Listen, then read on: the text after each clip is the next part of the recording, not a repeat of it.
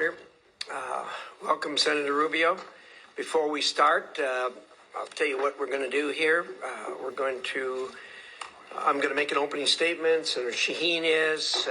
We will then defer to Senator Rubio. Then we'll go. Excuse me. He took your chair and thinks he's running the place now, kind of like you did. Anyway, we'll then have your statement, Secretary Rubio, and then we're going to open it up to a round of 5-minute questions. Before we talk any further about what we're going to do, I want to talk a little bit about what we're not going to do. As you know, since I've taken chair of the committee, we have a zero tolerance on any kind of protests, on any kind of attempt by anyone in the audience to contact, influence, or in any way communicate with either the witness or people that are here on the dais. So that includes no signs, no standing up, obviously no shouting or comments. And so you'll be interested to hear, Secretary Rubio, since you were here last time, it's been calm and quiet. We haven't had to run anybody out of here. But if we have a problem, you'll be taken into custody and banned from the coming into this room for the next year. So with that, I would like to say a warm welcome back, Senator Rubio. We're always glad to have you here, and so glad you're happy to spend time with us. You picked up a little bit more responsibility since we saw you last time, but you don't look any worse for the wear, so I think you can handle it. And it's good to have you here again. Under President Trump and your work at the department, this administration has accomplished incredible things in a short period of time. To name a few, a secure border, a ceasefire between India and Pakistan, continued pressure on both the Russians and the Ukrainians to end the war, and the return of American hostages from the clutches of Hamas. You've instituted a return to the office for states' employees and a return to a merit-based hiring system, ensuring the department can deliver for the American people. And of course, the Trump administration has sought to overhaul our federal spending, cutting much of the waste and abuse that wreak havoc on America's bottom line. Indeed, today up here, one of the main concentrations we have of the view is the fact that we're going upside down $1 trillion every 150 or so days. You've done all of these things while maintaining our strong presence abroad. This committee has worked hard in a bipartisan manner to approve 31 nominees for posts here and overseas to make sure you have the staff you need. And we continue to do so because you can't be everywhere at once, and the U.S. must have high-level representation on the world stage. This is important because we face threats from all across the globe.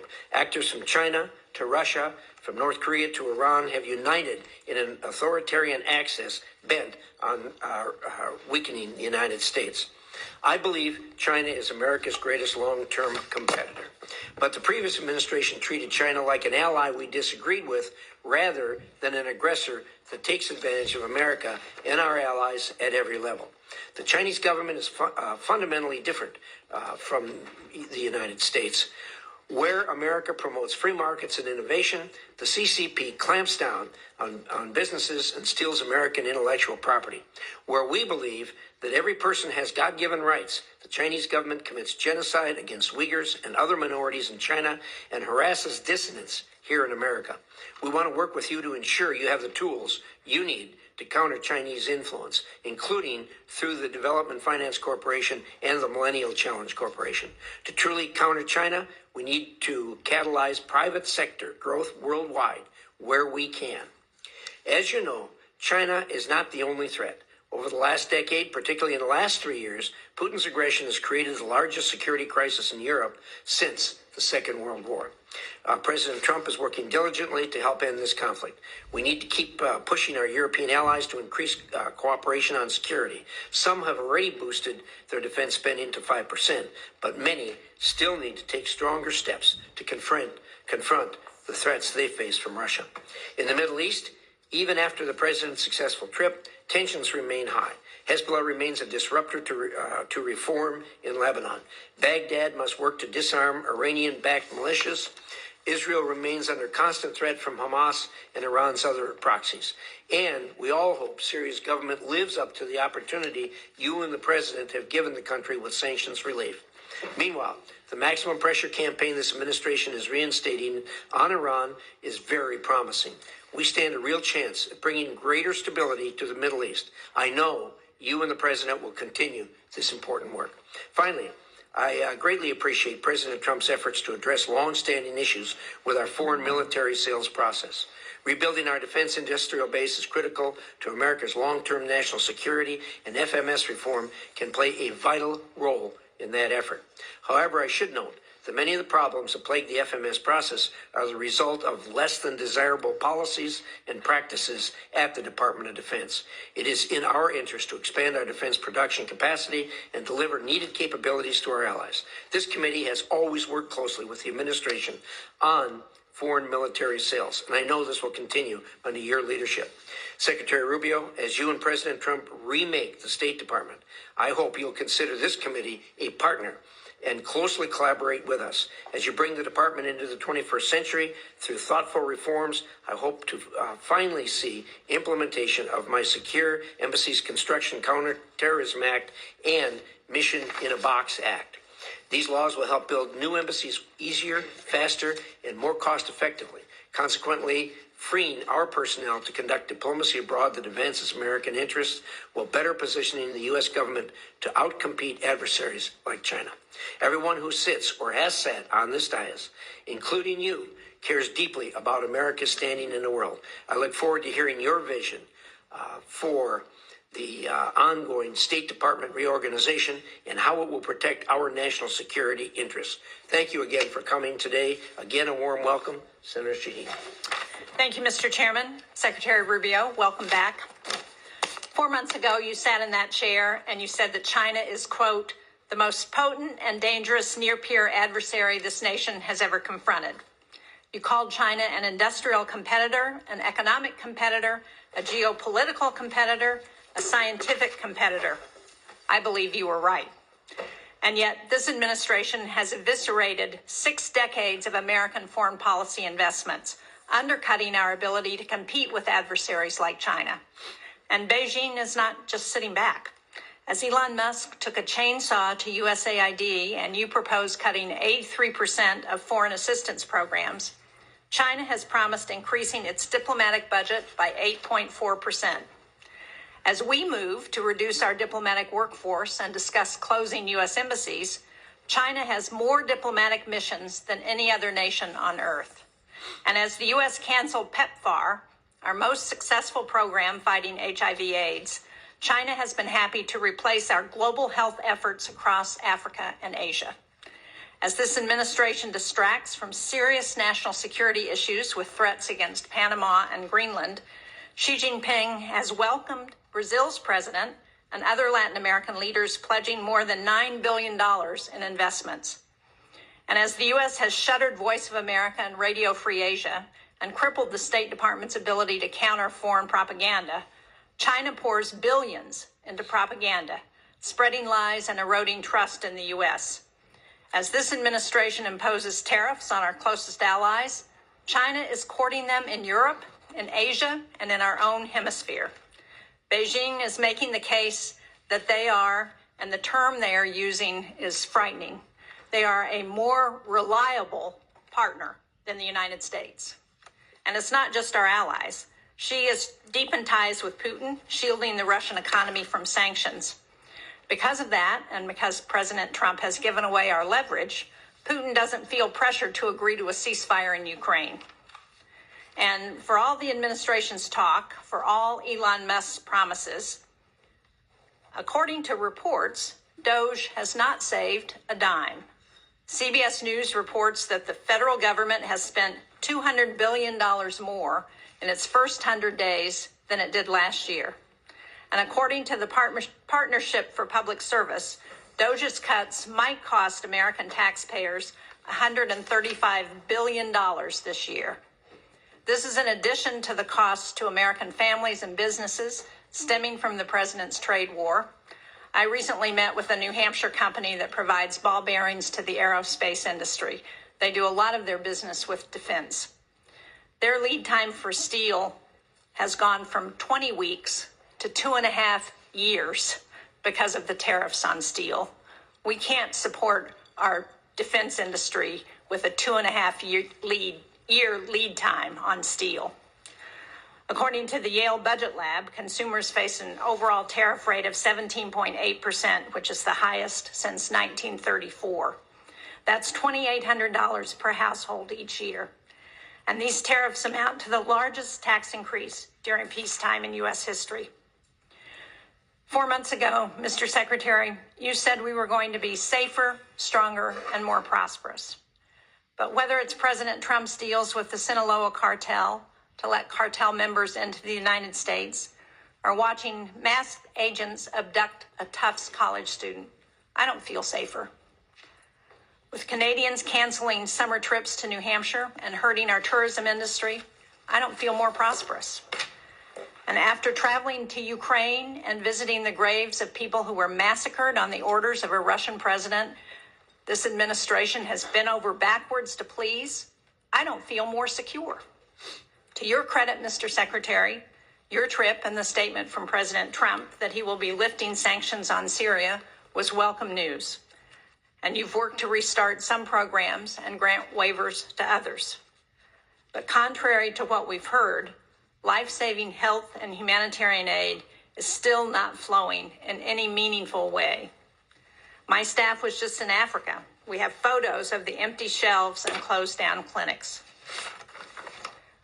We were promised a golden age for America, but instead our disease surveillance programs are down, our counterterrorism programs are in chaos, the ceasefire in Gaza has ended and fighting has begun again, and we have unilaterally disarmed against some of our most dangerous adversaries. You know, one of the things that I'll never forget in the past 4 months is my trip to Ukraine, where we stopped in Poland, which has been one of the most pro-American countries in the world. But because of the cuts and the stop work orders, we met with one civil society leader who was working with Ukrainian refugees. And he said to me, to the Codel, we always looked up to Americans. You are a trusted ally. My trust in America is broken.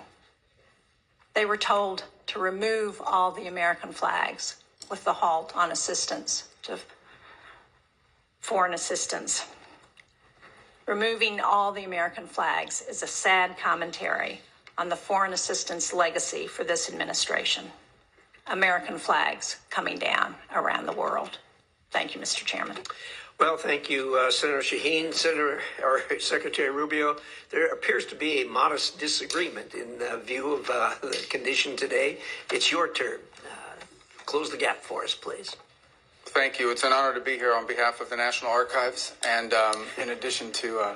we don't have time for you to list. Okay, well, we'll focus on state today. I appreciate the opportunity to speak to you today. You know, when I came here 4 months ago, I told you that what I wanted was a State Department that was at the heart and soul of American foreign policy, that it was the single biggest driver both of action but also of ideas, and we're well on our way to achieving that.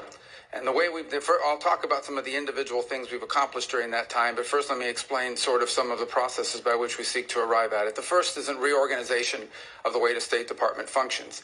And we have sort of previewed that with the committee and many of the individual members. Obviously, we've taken input and are taking input now through the notice process, and then we'll come back to you with a formal congressional notification once. But we are taking a lot of the input, both provided by individual members and your staff, but also from inside the building. But if I could simplify, the goal is this, and that is... Yeah, all right, first...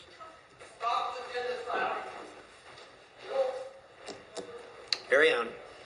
The goal is to drive power and action in our agency to the regional bureaus and to our embassies on everything we do.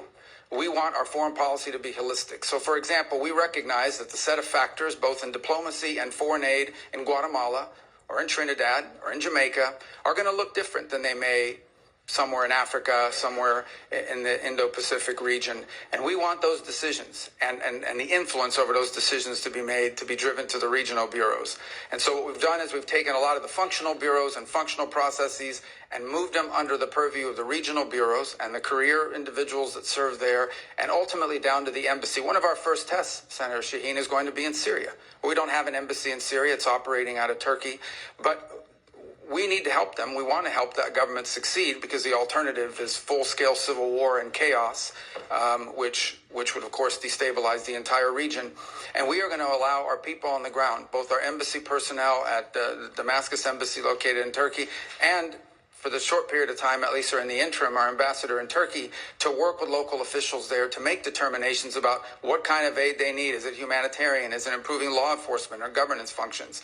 We think it's going to be the first test of this new model, but I strongly believe that our decisions and the power to drive decisions and the decisions and the inputs that we're taking have to be driven in many cases from the bottom up, not from the top down, and focused on the fact that there is unique sets of factors in individual parts of the world that require different priorities and attention. And ultimately, foreign policy, mature foreign policy, requires a balancing of interests.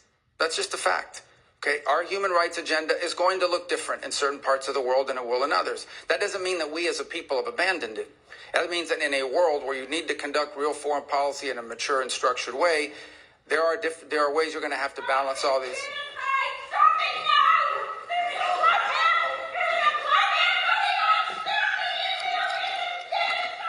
Actually, Senator Rubio, we're making progress. There's protesting in English now. Oh, remember that? Yeah. Remember last time. So we have to understand, and that's why we think it's so important that our regional bureaus be at the core and at the heart of everything we do. And so we feel good about that part of it.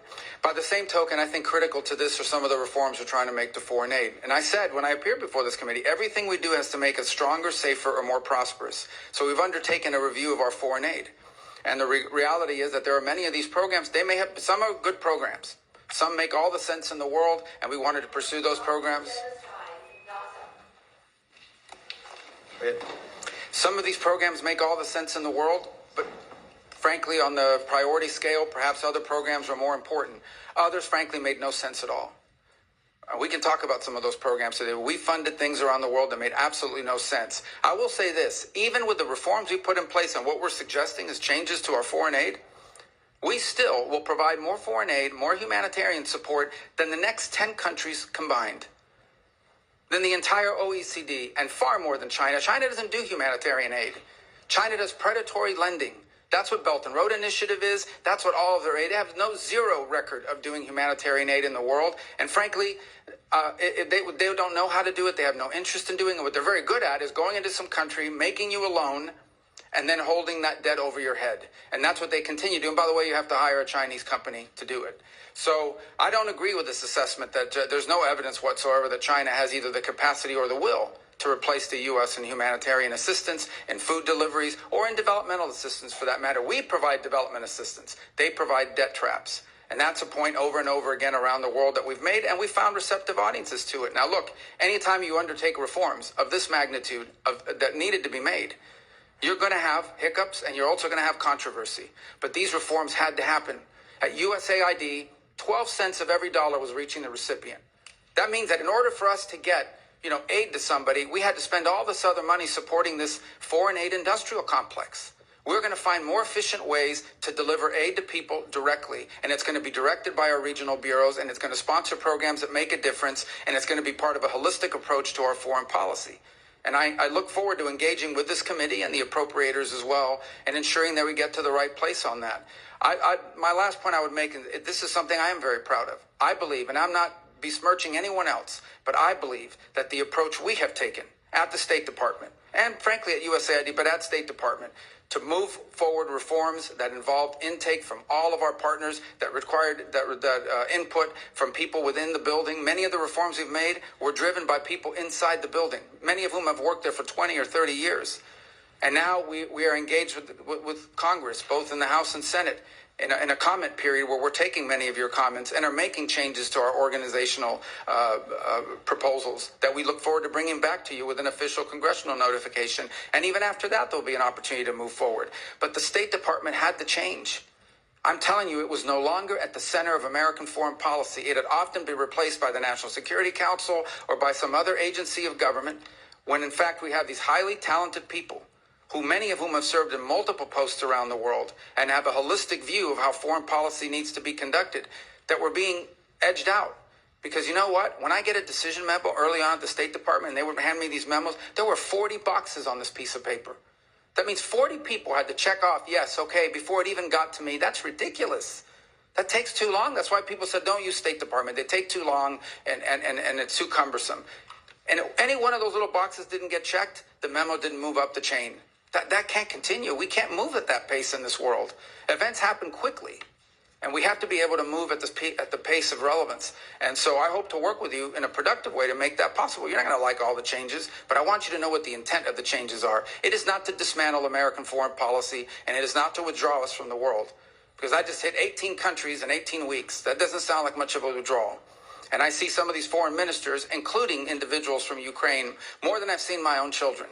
And I talk to them at least 3 times a week. We are engaged in the world, but we're going to be engaged in a world that makes sense and that's smart. And that isn't about saving money. It is about ensuring that we are delivering to our people what they deserve, a foreign policy that makes America stronger, safer, and more prosperous. Thank you.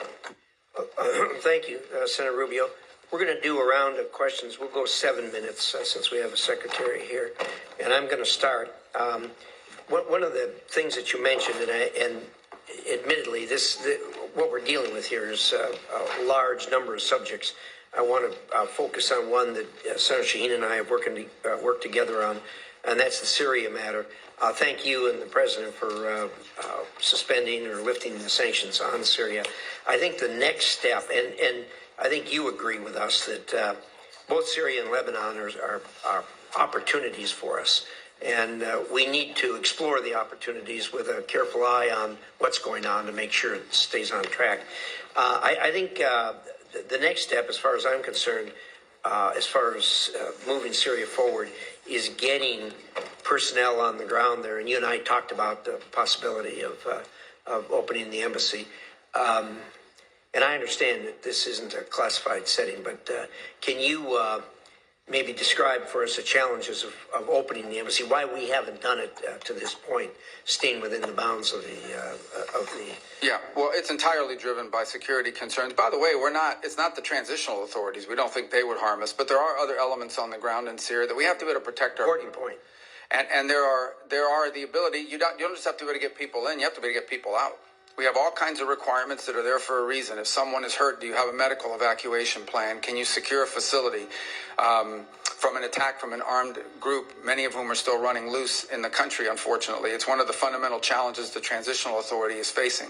On the broader point of Syria, I would say when Syria, if you look at the history of the region, when Syria is unstable, the region becomes unstable. And this has certainly been true after the Arab Spring led to the Assad rebellion against Assad, and that really destabilized the entire region. And then it turned Syria, frankly, into a playground for jihadist groups, including ISIS and others, that used it to operate and to destabilize their partners. So you have this change in December. And my view, which I've discussed with many of you individually, is the bad news is that the transitional authority figures they didn't pass their background check with the FBI. Okay, they've got a tough history and one that we understand. But on the flip side of it is, if we engage them, it may work out, it may not work out. If we did not engage them, it was guaranteed to not work out. In fact, it is our assessment that, frankly, the transitional authority, given the challenges they're facing, are maybe weeks, not many months, away from potential collapse and a full-scale civil war of epic proportions, basically the country splitting up. The good news is that there is a Syrian national identity. It is one of the places in the Middle East where Alawis and Druze and Christians and Sunni and Shia have lived and Kurds have lived alongside each other underneath the banner of a Syrian identity until it was broken by a butcher, Assad, who pitted them against each other. So they face a number of challenges. The first is they are dealing with deep internal distrust in that country because Assad deliberately pitted these groups against each other. He claimed to be the protector of the Alawis and the Christians and pitted them against the Druze or whoever else he wanted to, and the result is a deep level of distrust. The second is the displacement, upwards of 6, 7, 8 million Syrians living abroad. Very successful, by the way, in the countries they go to. But we need to figure out how we can enable the transitional authority to create an environment where they come back home, where they can come back to their homes, where they can help rebuild their economy. But what prompted the president to move quickly on sanctions? Because we had a plan. We engaged with the foreign minister at the UN here in New York. We gave him a visa to come into the country. We allowed their finance minister to come to World Bank meetings here in Washington, D.C. The next step was I was going to meet with the foreign minister, and some of you may have met with him already at Munich, but I was going to meet with him in Turkey at the NATO gathering. But the president had an opportunity to meet with al-Shara, and frankly, he made a bold decision. I'll do it. I'll meet with them under the Saudis and the Turks that encourage that. And the rationale and the reason is we need to, right now, the most important thing is that partnering nations, the nations in the region want to get aid in, want to start helping them, and they can't because they're afraid of our sanctions. So they don't. The lifting of the sanctions, its most immediate impact will be to allow neighboring countries to begin to assist the transitional authority to build governance mechanisms that allow them to actually establish a government, unify the armed forces under one banner and the like. But I want to be frank, that won't be enough. You know, with the Caesar Act, we can issue waivers, but these waivers, because of expirations on them, are not going to attract the kind of foreign investment. Ultimately, there's going to have to be something done congressionally or more comprehensively to ensure that if the right steps are taken, we can create an environment for private sector growth that begin to provide economic opportunity to the people of Syria. But one last point I would make is the outcome in Syria will have a deep impact on what happens inside of Lebanon. Because Lebanon, too, has been hurt by a combination of clashes at the border, but also they've had to assume responsibility for some of these Syrian refugees. We believe that, by the way. So the combination, if you think about a region, let's say 2 years from now, where Syria and Lebanon are stable, that opens up incredible opportunities around the region for all kinds of peace and security and the end of conflicts and wars. Obviously, this is a big task. It's, you know, big picture thinking, but it's a historic opportunity, and one that we are obligated to try to explore and see if we can make it work. Thank you. I appreciate that, and I think we're in full agreement with this, and it is a conundrum as far as the sanctions are concerned. We've got the 6 month, but as you say, the future. It's hard to predict the future since it hasn't happened yet, as Yogi Berra used to say. And there are real issues and risks in the future. We can take it a step at a time. You issued a visa to the foreign minister.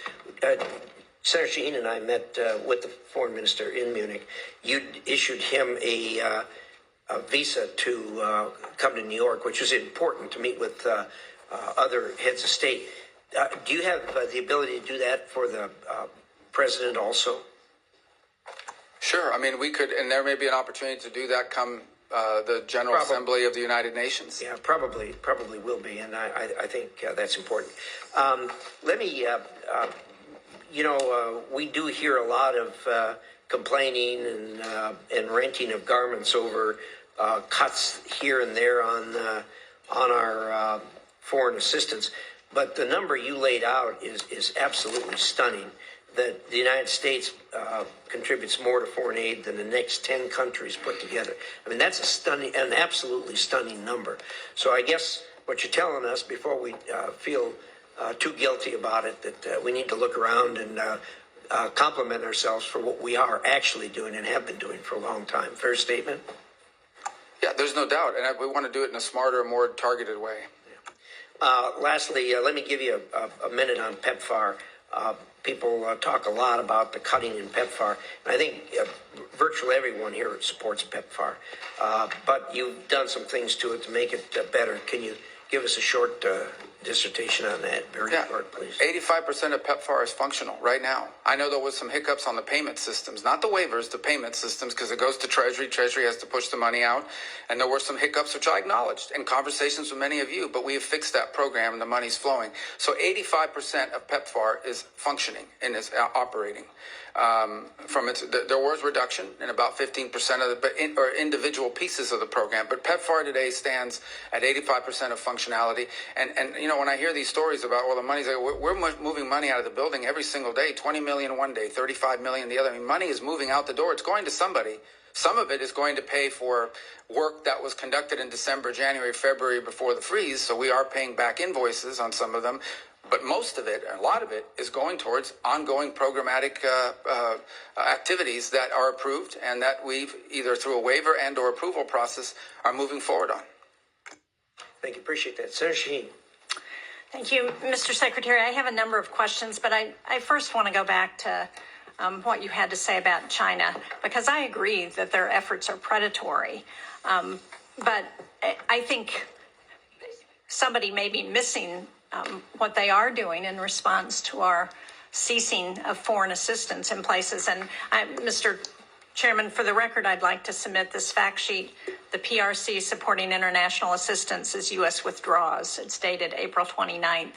And just to give you a few examples, earlier this month, General Michael Langley, who's the commander of U.S. Africa Command, I sit on the Armed Services Committee, and when we asked him about the end to specific USAID programs, he stated that the PRC is trying to replicate, in quotes, specific USAID programs in Africa that the Trump administration cut, including PEPFAR. And I mean, there are several pages of these examples. Another one is in Cambodia. After the U.S. terminated $2 million in demining programming in Cambodia, the PRC immediately announced $4.4 million to expand its own demining programs. The PRC also recently stepped in to fund child literacy and nutrition programs previously supported by USAID. So we can pretend that China is not doing these things and picking up and promoting themselves as a reliable partner when the United States is not. But we have specific examples that show where this is happening. But I want to move to Ukraine because we heard the conversation that the president had with Vladimir Putin, the phone conversation where Putin didn't agree to any meaningful negotiation that would end this war in Ukraine. As President Trump has admitted, Vladimir Putin is taking him for a ride. Now, we have a bipartisan bill in the Senate that's led by Lindsey Graham. It has 80 sponsors. I understand that the House members are ready to take this up on a discharge petition if we pass it out of the Senate. How much longer until we rein Putin in? And are you prepared to support that sanctions bill that Graham and Blumenthal and 78 other members of the Senate support? Well, let me answer your last question first, and that is about the bill. We obviously can't control what Congress does, and we've told the Russians this. Not now, 6-8 weeks ago. I believe, Senator Shane, you were involved in a conversation that made it clear to the Russians what would happen if there was no progress made. And that's been repeated multiple times. I would also make this point, and it's important. Every single sanction, not one sanction has been lifted on the Russians. Every single sanction that was in place under the previous administration remains in place. So this idea we've given up leverage, well, the only we have the same leverage today we had under the previous administration. Well, Mr. Secretary, I would argue that the leverage that we've given up is taking NATO membership off the table, taking away a commitment to continue to help the Ukrainians with intelligence sharing and with military equipment and arms that they need to help fight this war. Well, that continues. There was a pause for 1 week. All of that was restarted. That was intelligence sharing, though, but it doesn't cover the equipment and arms. Oh, absolutely. That program has not been rescinded. They continue to receive armaments from the United States. To fund what the Ukrainians need as the president, and are you prepared to pass another supplemental bill to support them? Well, that's a different decision. That's a different question. That's not up for me to decide. The White House would have to make a determination about whether to come to Congress for a supplemental. But everything that's been approved and congressionally appropriated is ongoing. In fact, to the extent that the Ukrainians have asked for anything additional, what they've asked for is air defenses, Patriot units, which frankly we don't have. But we are working closely with our NATO allies. There are NATO allies that do have some batteries of Patriot missiles that they could provide or transfer over to the Ukrainians to defend, for example, the airspace of Kyiv and other places. And we've been encouraging in that front and working alongside our partners there to get deliveries of some of these systems. As you can imagine, none of these countries want to give up their Patriot systems either. But we can't make them fast enough, and part of the challenge we have in Ukraine is that munitions are being expended substantially faster than the ability of the broader West, not just us, but the West, to produce them. Now, that said, on the issue of Ukraine, here's what we can all agree on. There is no military solution to this crisis. Right. It will have to end in a negotiated settlement.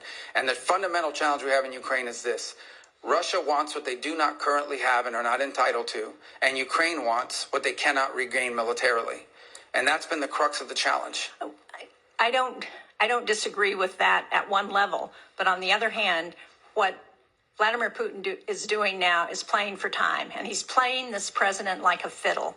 And the longer he plays it, the more opportunity he has to gain territory in Ukraine, and the harder it's going to be to get him to the table. What we need to do is to put pressure on Vladimir Putin in every way we can to ensure that we can get them to the negotiating table? Well, I disagree with this playing with a fiddle analogy, because the truth of the matter is when Vladimir Putin woke up this morning, he had the same set of sanctions on him that he's always had since the beginning of this conflict, and Ukraine was still getting armaments and shipments from us and from our allies, and the European Union is about to impose additional sanctions, and the U.S. is looking for no Patriot batteries to be able to transfer from other NATO nations into Ukrainian hands. And what the president's trying to do is end a war. He's trying to end a bloody, costly war that neither side can win, and people are dying every single day. But this notion that I don't, what has Putin gained throughout this? He hasn't gotten a single concession. He hasn't gotten a single sanction lifted. And the more time he gets without additional pressure on Russia, the more incentive he's got to continue to gain territory and continue to play for time. But I want to just get to a final question because my time is running out.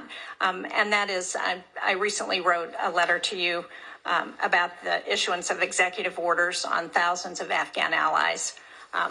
These are people who fought alongside our military during the war in Afghanistan. They've been stranded in Qatar and Albania and Pakistan and Afghanistan. These are individuals who have been vetted already. They're ready to travel to the United States.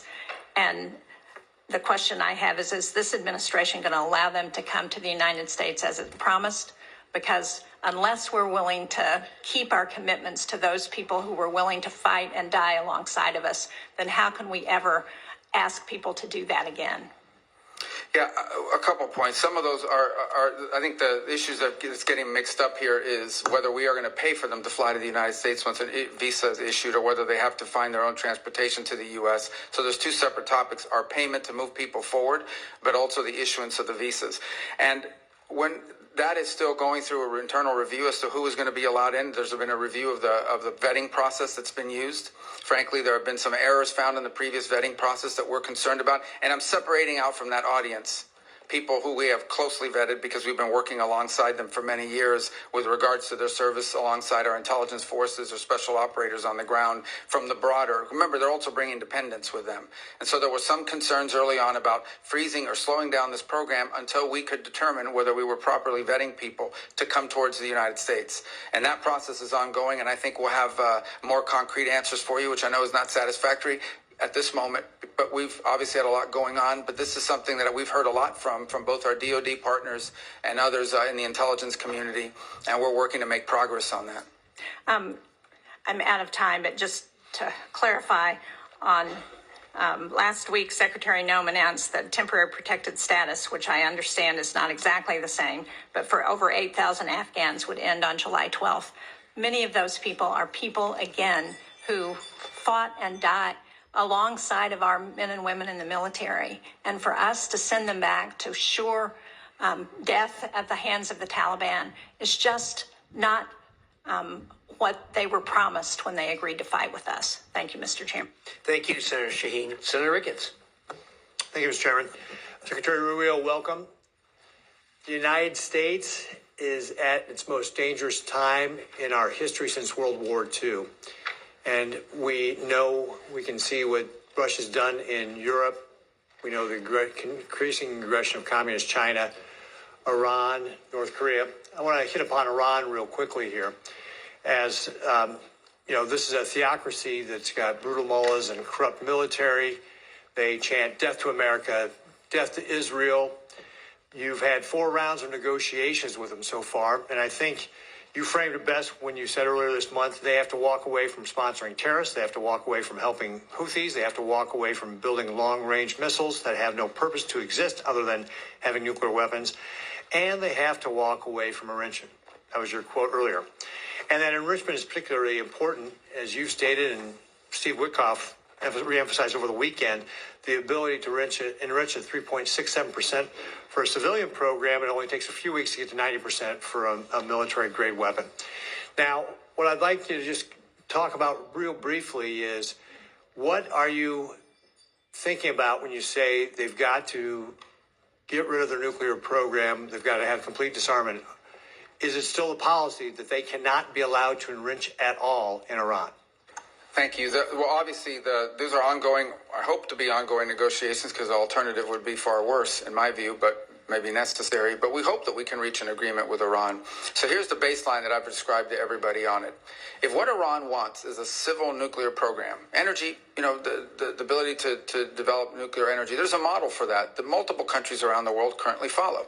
And that allows them to build reactors and then bring in enriched material and use it to generate electricity. And that's a model that will be available to Iran potentially if they choose to take it. If, on the other hand, they want to retain enrichment capability. And I just described this because if anyone's watching this or in the future, this can get a little complex. All of you understand it, but for the general public, it's important when you get into the details of this. Once you know how to enrich at any level, all you need is time to be able to enrich at a higher level. And they've already proven the ability to enrich at a higher level. In fact, they have and are doing so now. In fact, their legislative branch passed a law requiring them to break JCPOA and enrich way beyond, well beyond 60%. So you're absolutely right. About 90% of the work of enrichment is getting to that 3.67 level. After that, the rest of it is just a matter of time, not to mention what the gap is from the 20% for medical isotopes, which is the other thing they insist upon. So the Iranian position is that they don't just want energy. They claim that enrichment is a matter of national pride. It is our view that they want enrichment as a deterrent. They believe that it makes them a threshold nuclear power and as a result becomes untouchable. And that is the crux of the situation we're facing right now. And there are other actors, and I won't go much deeper into it, but there are other nation states in the region that are also range from uncomfortable all the way to view as an existential threat the belief that Iran could ever be in a position of maintaining its enrichment capability in the long term that could quickly be weaponized. So that is the basis upon which we are negotiating with the Iranians. Our hope is that we can encourage them to show them a path towards prosperity and peace that allow them to develop their economy, that allow them, if they want, to have a civil nuclear energy program like other countries around the world have without enrichment. And it's our hope we can encourage them in that direction. The president has been very clear, and I won't elaborate any further, that they are never going to get a nuclear weapon. That is not going to happen. But I much prefer, and I would venture to guess all of you would much prefer, if we could reach an arrangement where they agree to this off-ramp, to this pathway towards prosperity and peace, as opposed to the road they have been on for the last 20 years. And it will not be easy. But that's the process we're engaged in now. Right, thanks. So let's go to Communist China, because they're the greatest existential threat that we face as a nation. We both agreed last time you were before this committee that we need an all-of-government, not just an all-government, but we also need an all-of-society approach on how we face Communist China. This was illustrated in a recent tabletop exercise that I did with Sarah Coons and others, and I'm talking about contingency where Beijing tries to do an energy quarantine on Taiwan to force them to capitulate. And obviously unlocking Americans' energy is one of the ways that we can help counter this with LNG and biofuels, some of our strongest tools to be able to help our allies and partners. Cutting red tape, unleashing American energy in the private sector, we're positioned to be an energy supplier here of choice.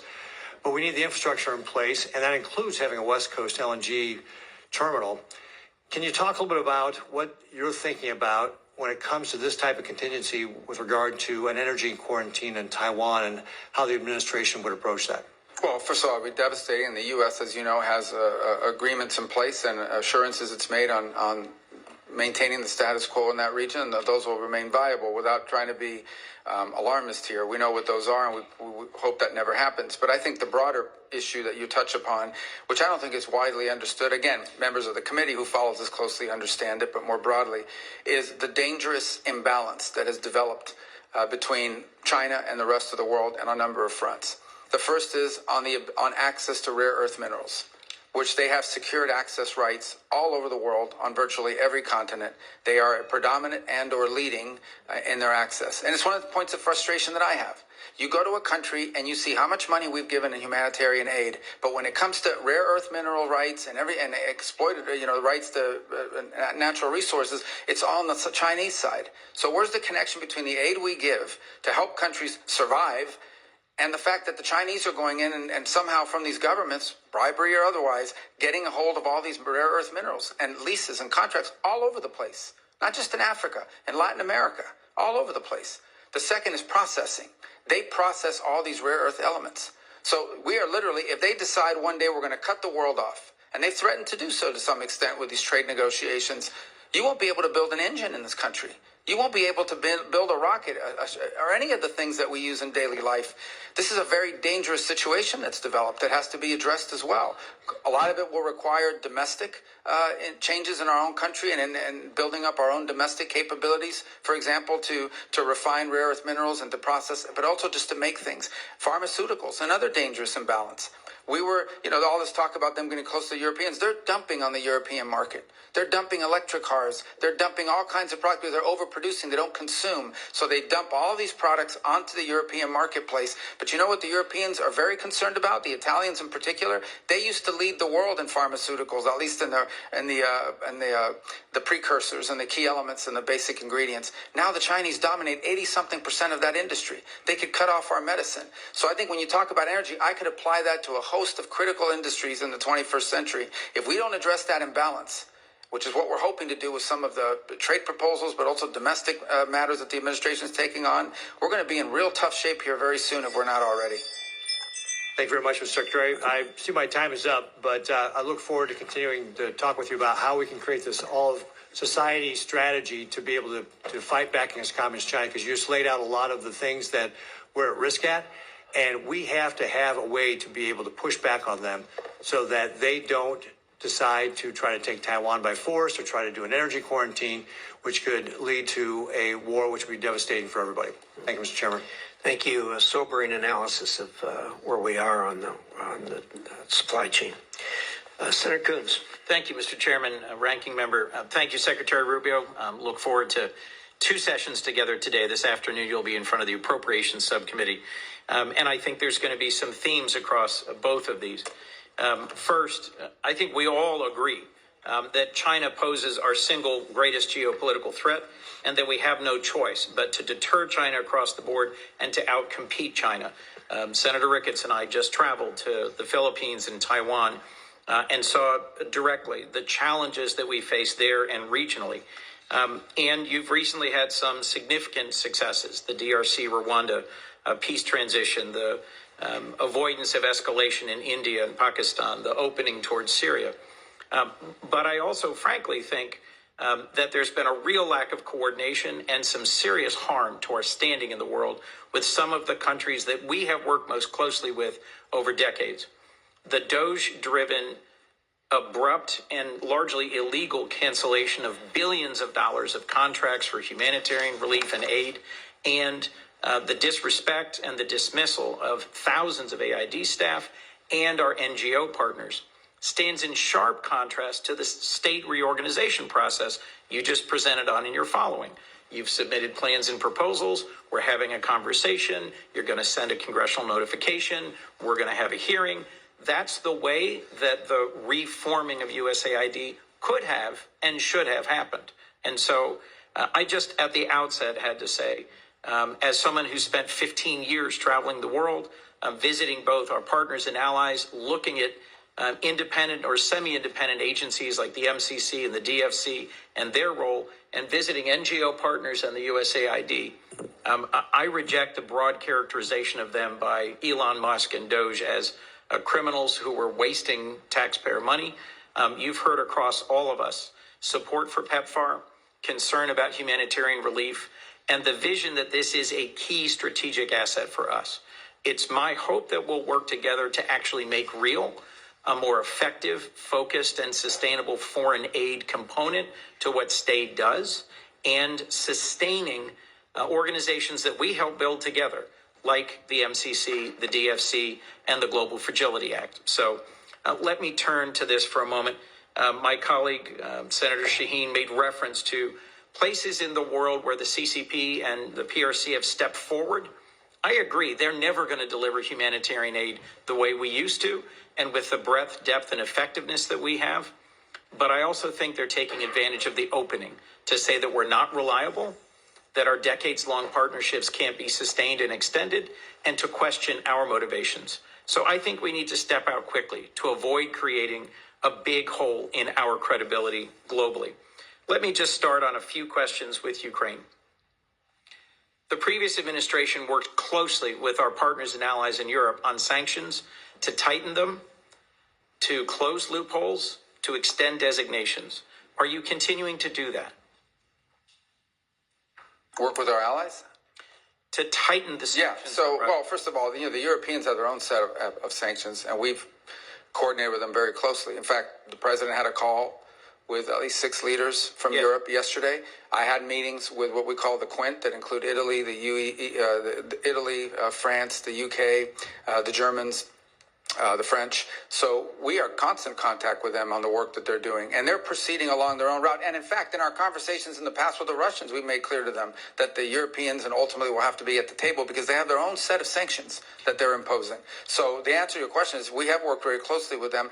The president understands fully the options he has available to him, some of which are represented in the bill before the Senate. In the bill before the Senate that Senator Graham and others have led and that I co-sponsor, I think we have an opportunity to put more pressure on Russia and to push Putin to get to the table and to agree to a just and enduring peace. Do you support that sanctions bill? And do you think we should continue to arm Ukraine and to strengthen the sanctions against Ukraine in order to create the conditions for a real negotiation? Yeah, look, it may come to that point. If in fact it is clear that the Russians are not interested in a peace deal and they just want to keep fighting a war, it may very well come to that point. The president has made that in the past.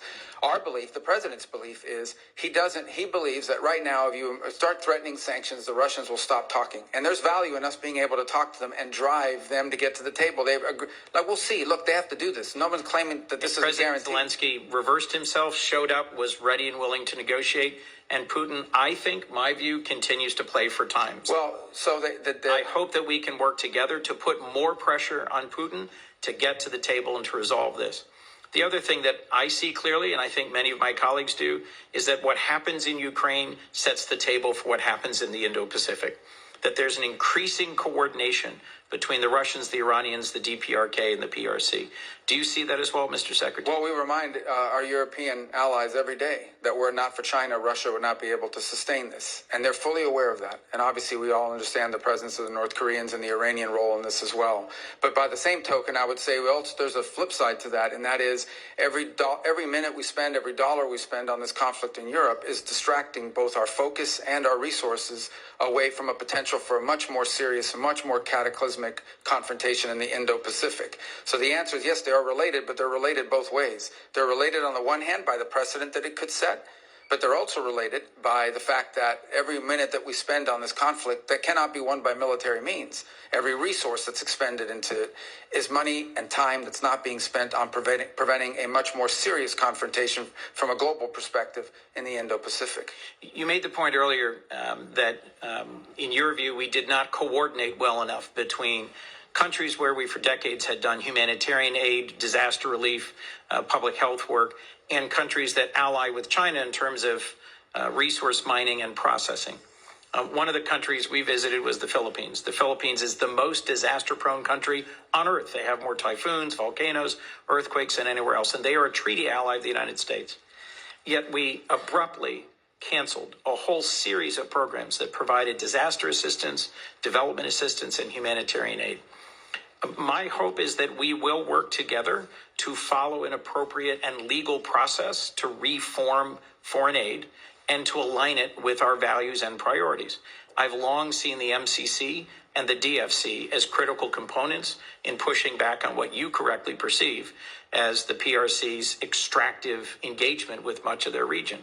What do you see as the future for organizations like the MCC and the DFC? And when we next speak this afternoon, I'll be pressing you on the America First Opportunity Fund and understanding how this nearly $3 billion Agile fund will fit into the picture for the future of aid. Yeah, on DFC, we don't control those two entities. They're independent. They're both undergoing a review. DFC, I think, has the opportunity to potentially even expand. That's not a commitment, but I'm telling you there's talk about that. On Millennium Challenge, I think that I saw some reporting out there that it was being imploded. My understanding is the way it's being approached is that it's being reformed, but not done away with. It was actually created as an alternative to the way we did aid with USAID. And so there's work happening on both of them. So my personal view on DFC is I think DFC has an opportunity to perhaps do more. And it's the sort of investment we want to make around the world and the way it's structured. And on Millennium Challenge, it's undergoing a review right now, but the review is designed to improve it, not to eliminate it. Well, we should talk more directly about that. I'm concerned that what's happened in other agencies is happening there. The overwhelming majority of the headquarters staff being suspended or fired, and then compacts eliminated more quickly than it's being reformed. Same thing with global communications through USAGM, Radio Free Europe, Radio Free Asia. I'm concerned that we are conceding spaces to the PRC when we should be working together on a shared objective, which is to deter and compete successfully with the PRC. Thank you. Senator Curtis. Thank you, Mr. Chairman. Mr. Secretary, as you talked about visiting 18 countries and not being with your kids, I had a pain of guilt with you being here today, but thank you for making this a priority and being with us today. This might surprise some of my colleagues and maybe even you, but for the last several years, I've led a Republican delegation over to the Conference of the Parties, COP. And I believe that a Republican voice is really important at that table. I would point to issues, for instance, like nuclear. When I first started attending COP, nuclear was out of power, and we were shouting from the housetops that we had to have nuclear power. And I think that's shown the influence of a Republican voice over there. Your agency has done, and I applaud, a lot of reduction in cost cutting. Part of that's been the State Department's Office of Global Change, which would normally handle the COP arrangements. I'm wondering who we would work with, and if you've given any thought of who we can coordinate to make sure the U.S. and that we have a good presence over there in Brazil. Yeah, so that'll be rolled into our Economics Bureau in the restructure. And I think on the energy front, it's actually going to be at the forefront of foreign policy for the next 100 years.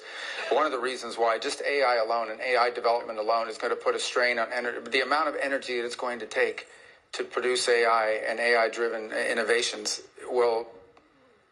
We just don't produce enough global energy to meet it. And so it's going to provide two things: the strategic opportunities for nations that can deliver cost-efficient energy and in a sufficient volume. It's going to become an enormous opportunity for these countries to be leaders in the AI space.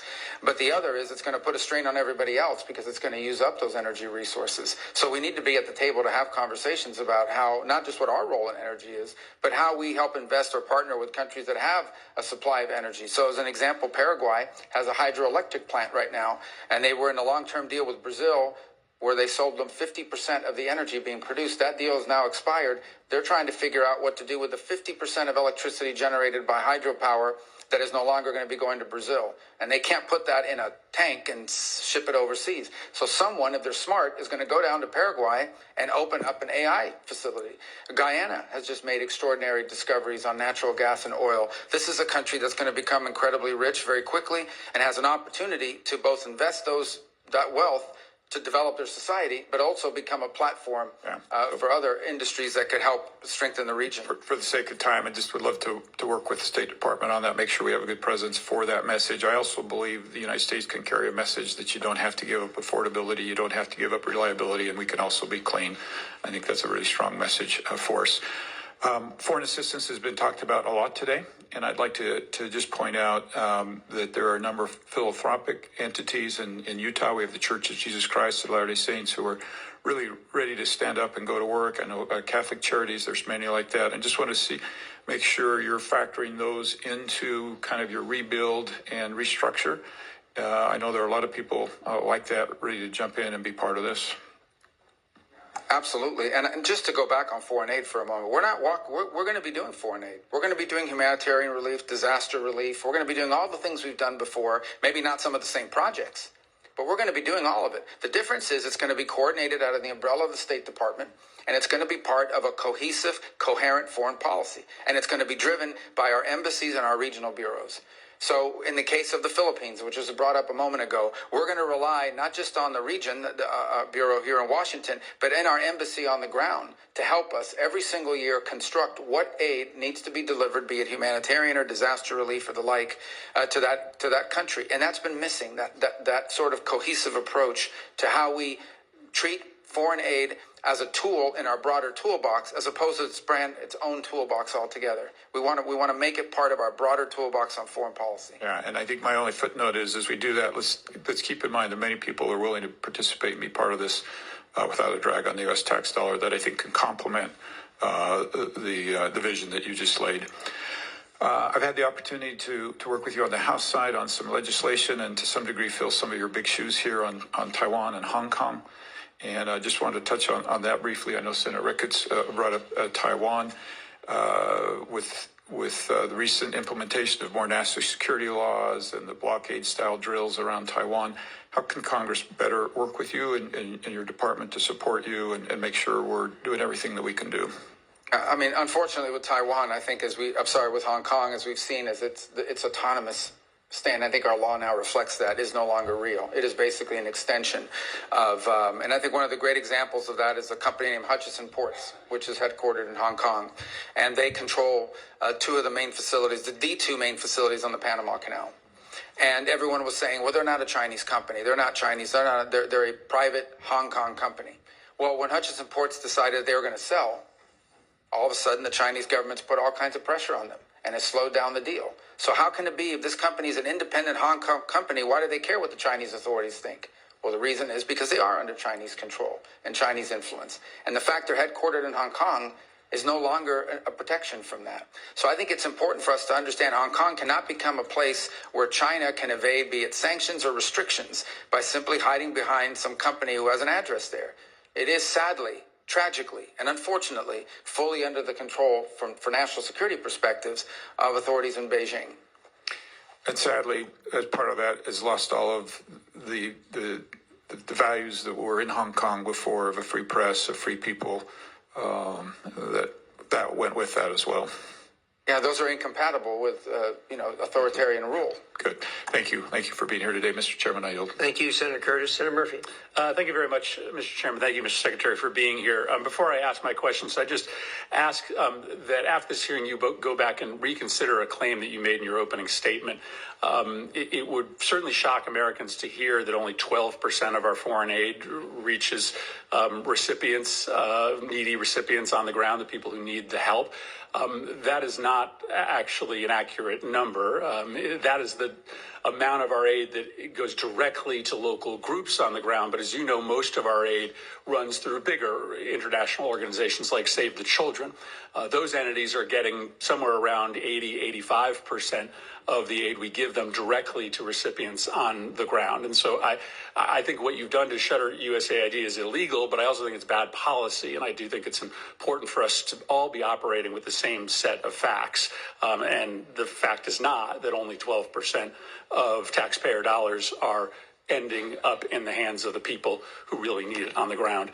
Mr. Secretary, I wanted to talk to you about the president's personal business interests. During his first term, he made the decision to not enter into any new business deals during his presidency, that Trump-affiliated businesses would not enter into any foreign business arrangements. And that made sense because obviously it can be confusing for foreign governments to know how to try to win favor with the U.S. government if they have one route, making concessions that are good for U.S. national security, and they also have another route, which is perhaps helping the president's business interests. The president obviously changed that policy, and in this administration, his business interests are announcing new agreements and new investments into those business interests by foreign governments. And I think it stands to reason that creates a real problem for foreign policy, and it creates a problem for foreign governments in which they don't exactly know what the best way is to try to get on good terms with the U.S. government and with the White House. Is it to do what's right for American national security, or might it also be to do a business deal with the President of the United States or the entities that he controls? Just to clarify, when the President's businesses are engaged in negotiations, for instance, with the UAE on their stablecoin business, there was this big investment announced recently. You are not part of those negotiations. Those are being done by the president's family or those representing the president's business. I'm not aware the president's involved in managing any business. He's other than the presidency of the United States. His family is allowed to make business deals. They continue to operate the enterprises that his family ran.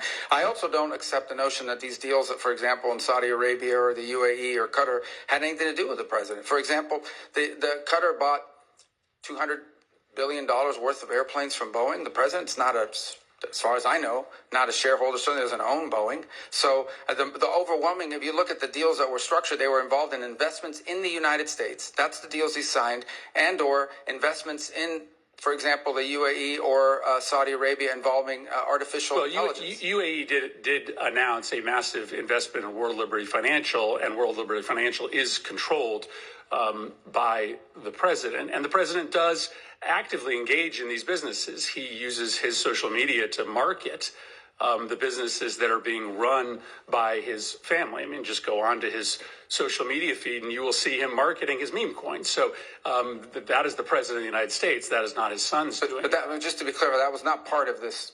That was not an announcement as part of this trade visit that was conducted into the Middle East. Well, whether or not it was made during the time the president was there are obviously business deals being done between Trump entities and these countries. Let me ask you about the one that is probably most confusing to this committee, which is the planned gift of a plane to either the United States government or the president. Is it your understanding that this luxury plane that Qatar has offered the president, and the president has announced he's willing to accept, is a gift to the United States government? Or is it a gift ultimately to the president himself that he can use in his library? Well, you'd have to talk to the Department of Defense, because this is a replacement or at least a temporary bridge plane for Air Force One, the new Air Force One, which is way off its delivery schedule. And so that would have to be with the Air Force. They operate Air Force One. My understanding of it basically has been from the very beginning that this is a plane that was identified after talking to Boeing about what other planes around the world would fit the bill that are out there that could be used now. They identified the ones that Qataris had as an opportunity for one, and as a result, or the UAE had as opportunity for one, and that's how that. And it's not your understanding that the plane ultimately will belong to the president or to the president's library after. Well, I'm not involved at that level of it. I've never heard that before. What I've heard is that plane will replace Air Force One, which is an Air Force plane. Let me ask you about the dinner that's happening this Thursday night. The president has offered access to him to the 200 top purchasers of his meme coin. Reports are that maybe about half or more of those individuals who will be meeting with him, many in a VIP reception, are foreigners. Do you have a list of those foreign individuals who will be meeting with the president? I don't. I don't know anything about. I didn't even know there was a dinner on Thursday night, so I'm not sure what you're referring to. So you don't know whether any of the foreign individuals who are going to be meeting with the president this Thursday night, for instance, are on our list of sanctioned individuals, or whether any of those individuals have connections to, let's say, terrorist organizations abroad? Well, I think if they had terrorist links, the Department of Homeland Security probably would not have allowed them into the country. But I don't even know there is a dinner on Thursday. You're asking me about something I don't know about. Well, but listen, this is a dinner that the president is having. It is likely going to involve some very significant foreign interests. You have to be pretty wealthy in order to be able to get inside this dinner. Isn't that a relevant question for the Secretary of State? Yeah, I'm not the social Which foreign interests are going to be speaking to the president? I mean, it's kind of naive to believe that they aren't going to be in that room talking about national security matters. Well, I don't think that that's the case at all, because I would be aware if it was the case. The truth of the matter is I interact with government officials and others and governments of other countries. That's what I don't say. You're asking me about a dinner I don't know anything about. I can't answer you because I don't know anything about this dinner. It's the first I heard of it. Like I said, I don't keep the president's social schedule. It's not on my phone. It's not in my pocket. I don't even know. I can't comment on a dinner I know nothing about. Yeah, I think that represents a real problem for this committee, because there's clearly a way around the State Department for foreign individuals of significant influence and wealth to be able to directly lobby the president of the United States. But I don't think your that's answer fair. is that you don't know this is happening. Well, I don't know that there's that a dinner. in and of itself is. I don't know that there's a dinner, and I don't know what the guest list is, but I can tell you I've run into the president of FIFA from the World Cup. He's here all the time. I see him. He's a private individual. It's not a government entity, and he's met with the president and is friendly with the president. He doesn't have to go through me to meet with the president. The president has relationships and friends and people he's known for a long time. Some of them are foreigners. That's not unusual. Yeah, but you're asking people me he's about a known for specific long dinner time. and These are implying the individuals various who just impact. bought I their way can't into comment a on a meeting on with a the dinner. president. I think you should probably endeavor to get your hands on the list to make sure that there aren't individuals there who are perhaps contravening national security interests that the Well, I don't think Department of I don't State have any is concern about that. prioritizing. Ultimately, I don't have any concern that the president having dinner with someone's going to contravene the national security of the United States. Thank you, Mr. Chairman. Thank you, Senator King. Thank you, Mr. Chair. Thank you, Mr. Secretary. In response to an earlier question, you sort of posed a question back. What is one thing that has happened during the Trump administration that has strengthened Vladimir Putin's hand in Ukraine, mentioning that the sanctions were still in place? I just would like to introduce for the record an article dated February 28 from NBC News titled "State Department Terminates U.S. Support of Ukraine Energy Grid Restoration." That'll be entered in the record. I was in Ukraine the day after the Palm Sunday bombing in Sumy and spoke to USAID staffers who'd all been riffed. They're going to be laid off either the middle of summer or early September. I'm aware that that's subject to litigation, but they talked about the fact that the grant cancellation canceled a grant that USAID had in place, hundreds of millions of dollars, that has been used repeatedly to restore the Ukrainian energy grid after attacks by Russians. I could give other examples. That is the one that is most present on my mind since I was just there. Mr. Secretary, I want to ask you about the program. It's the United States Refugee Assistance Program, and this is a program that state is the manager of, but together with other cabinet secretariats, DHS and HHS, state plays the lead management role, and it is how to manage the U.S. refugee assistance programs in tandem with contractors who help the United States on that.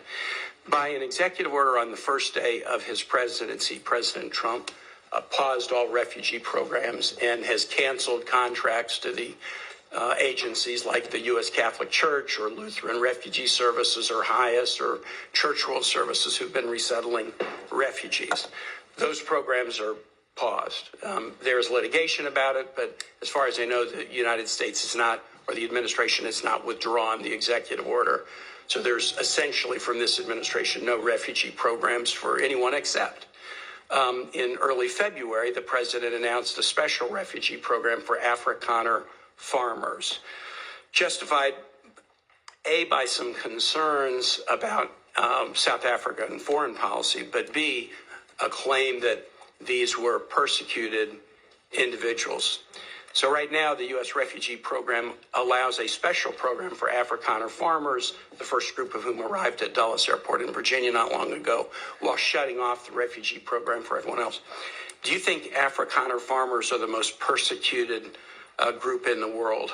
I think those 49 people that came certainly felt they were persecuted, and they've passed every sort of check mark that had to be checked off in terms of meeting the requirements for that. They live in a country where farms are taken and land is taken on a racial basis. Okay. Do you think they're more persecuted than Uyghurs or Rohingyas, or more persecuted than political dissidents in Cuba or Venezuela or Nicaragua, or more persecuted than those who would be threatened should they be returned to Afghanistan by violence by the Taliban? Well, the problem we face there is the volume problem, okay? If you look at all the persecuted people of the world, it's millions of people. They can't all come here. And we had refugee programs. So why why prioritize Afrikaner farmers? Well, because it's a small subset, it's a new issue, and the president identified it as a problem and wanted to use it as an example. But that's different from having these refugee programs that were basically spending money to put people up in communities and accommodate them, and it was acting as a magnet. Millions of people in the country illegally, and today the border is sealed. Let me challenge you, and I'm just going to say for the public, if you want to understand about the, quote, persecution of Afrikaner farmers, go look at the composition of the South African government. Since July of 2024, there's a government of national unity, and the opposition party to the ANC, the Afrikaner Party, the Democracy Alliance, is part of the governing coalition. They joined the governing coalition a year ago, and the leader of that party was given the remit of agriculture minister, John Steenhuisen. He is the leader of the former Afrikaner Party, still widely representing Afrikaners. He is the Minister of Agriculture in South Africa right now.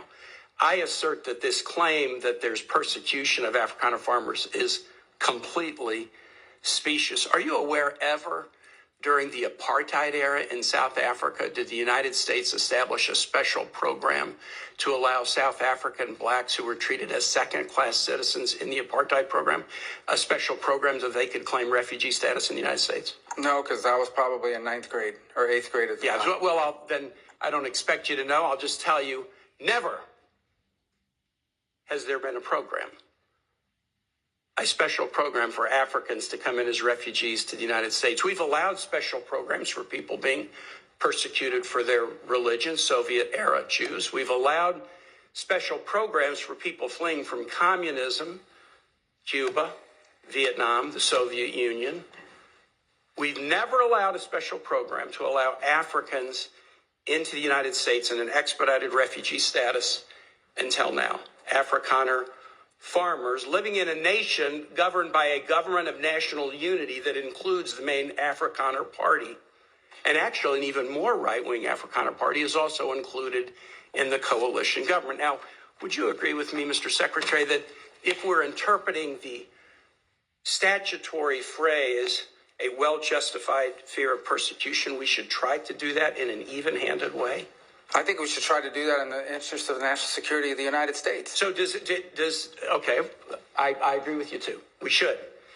Should we try to do it in an even-handed way? So, for example, should we say, if you're persecuted on the grounds of your religion, we'll let you in if you're a Christian, but not if you're a Muslim? I think that the United States has a right to allow into this country and prioritize allowance of who they want to allow to come in. But I'm going to ask you, what? Yeah. So a well-justified fear of persecution? Yeah, they thought their farms were being burned down and they were being anything? killed. I think that's a pretty good justification for wanting to come. They're afraid for their lives. And should it be applied in an even-handed way? That's an easy. No, our foreign policy doesn't require even-handedness. It requires prioritizing the interests of the United States. The phrase says you are entitled to entrance as a refugee if you demonstrate a well-justified fear of persecution. No, you're not entitled. So can you have a different standard based upon the color of somebody's skin? Would that be acceptable? Well, I'm not the one arguing that. Apparently you are, because you don't like the fact that they're white, and that's why they're coming. Say that would be unacceptable. Well, no, I would say that the United States, a very easy thing the United States has a right to pick and choose who they allow into the United States. Even based on the color of somebody's skin. You're the one that's talking about the color of their skin, not me. These are people whose farms were being burned down and they were killed because of the color of their skin.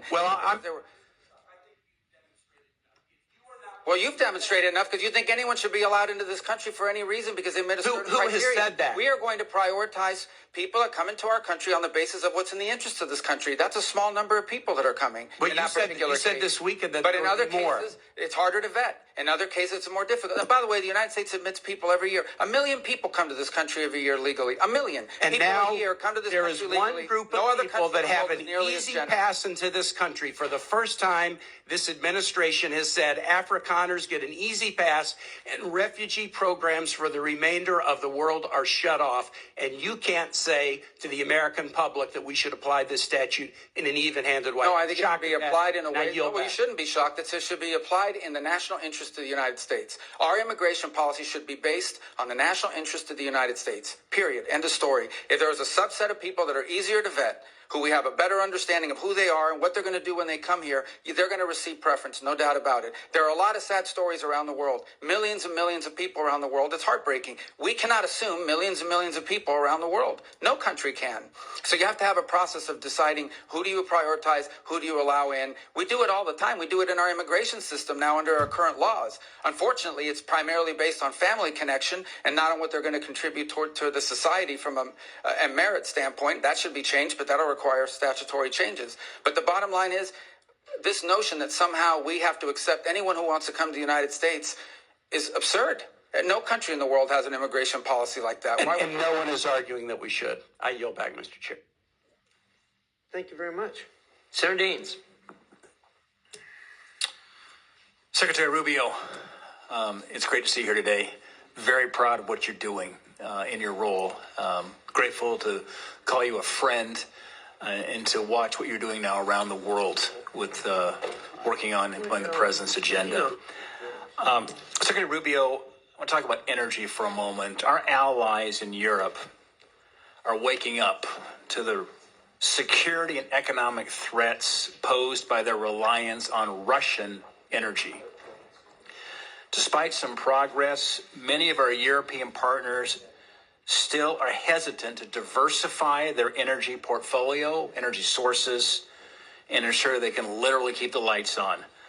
This recent nationwide power outage in Spain provided a timely reminder that intermittent source of energy cannot replace reliable baseload power that comes from fossil fuels or other steady sources.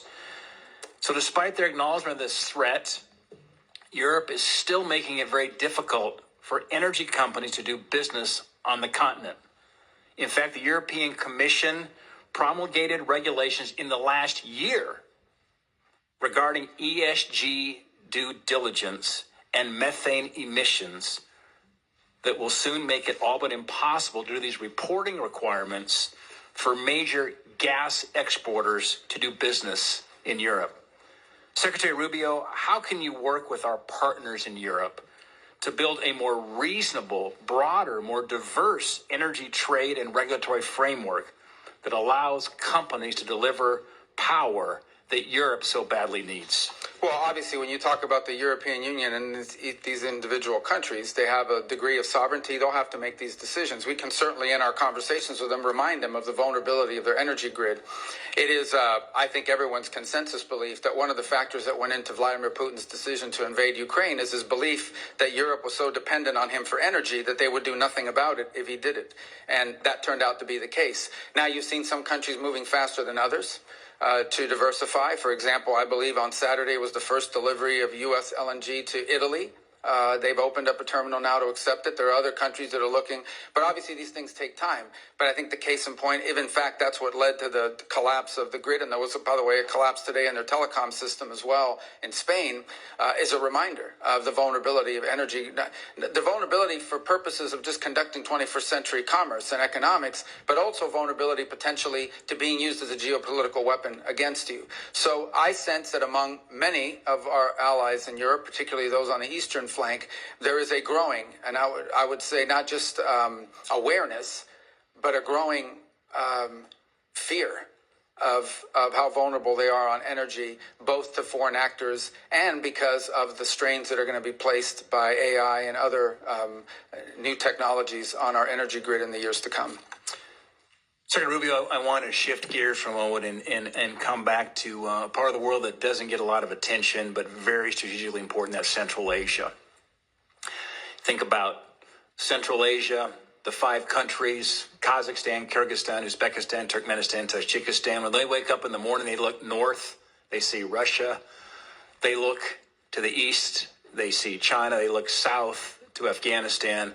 They look south and west to Iran. There is great potential that I don't believe is being utilized. An example of that is the lack of a trans-Caspian pipeline. You've got these 5 Central Asian countries, the Caspian Sea. 20 miles is all that's needed right now for an interconnector to basically connect Turkmenistan into Azerbaijan and then into the network pipe, the gas line pipeline, certainly throughout Europe. It's just 20 miles for that interconnector. Turkmenistan has the 5th largest reserves of natural gas in the world. Huge potential. And obviously with their neighbors of China and Russia and Iran, getting that gas out is a challenge, but there's a path forward through the Caspian Sea. Mr. Secretary, do you believe that completing that 20-mile Caspian interconnector would be in the best interest of the United States and our allies? I think the answer is yes. That's what you're certainly saying. I mean, it sounds to me that way from what you've described. I can't say I'm an expert on those 20 miles, but I could certainly see from your argument, the way you put it forward, that it makes all the sense in the world. And it reminds me, once again, of why we want so much of our foreign policy to be driven at the regional and embassy level. Those are exactly the kinds of opportunities that in a different context where how we were conducting energy policy would be lost. Those are exactly the kind of opportunities that would be driven from the bottom up. Ideally, we would have embassies and we would have individuals in the bureaus that would identify these operations, and within that bureau be able to operationalize it by conducting energy diplomacy. Potentially, are there American companies or allied companies? I apologize. Are there American companies or allied companies that can contribute to that effort, that can help us to fill that gap and provide the contracting work needed? Yeah, and Secretary, what's fascinating is when you engage those countries. I was the first U.S. Senator to be in Turkmenistan and Tajikistan in 13 years when I went over there last November. As you can see, energy is a very emotional thing to me. It is, Mark. I get choked up too thinking about it.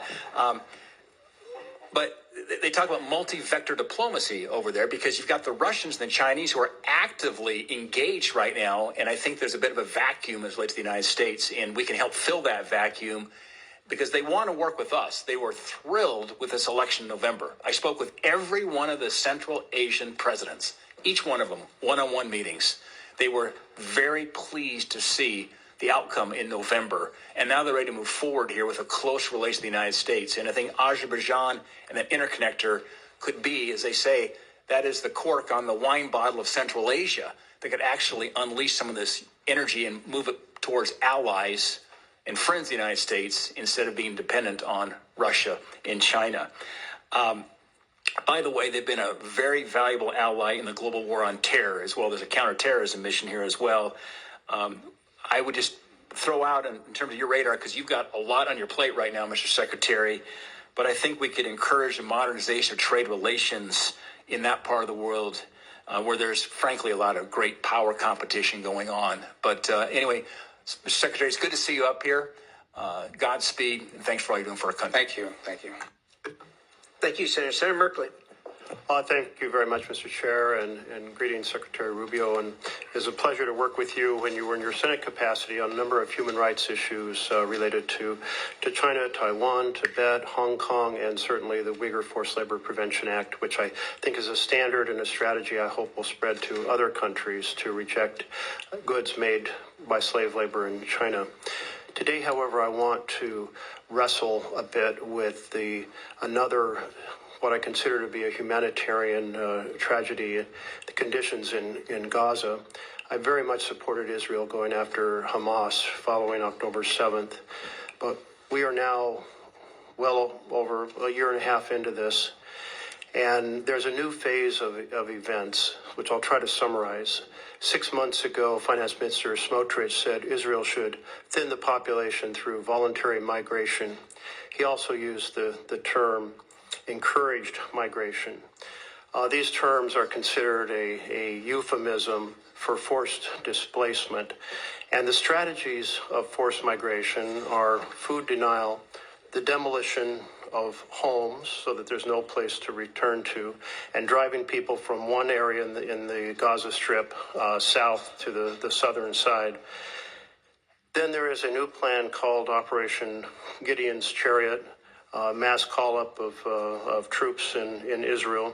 And Netanyahu said a few days ago, he said, we're going to take over all the areas of the Gaza Strip. By the way, on that forced displacement or the demolition of homes, I want to put up a chart to accentuate the point.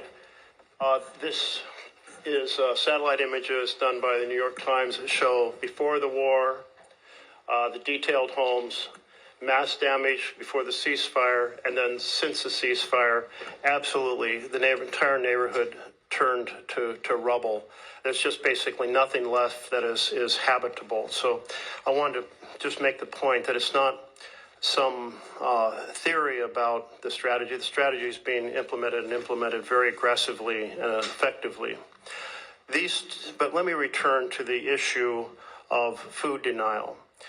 The Office for Coordination of Humanitarian Affairs estimated that in February, 2,000 children were admitted for treatment of acute malnutrition.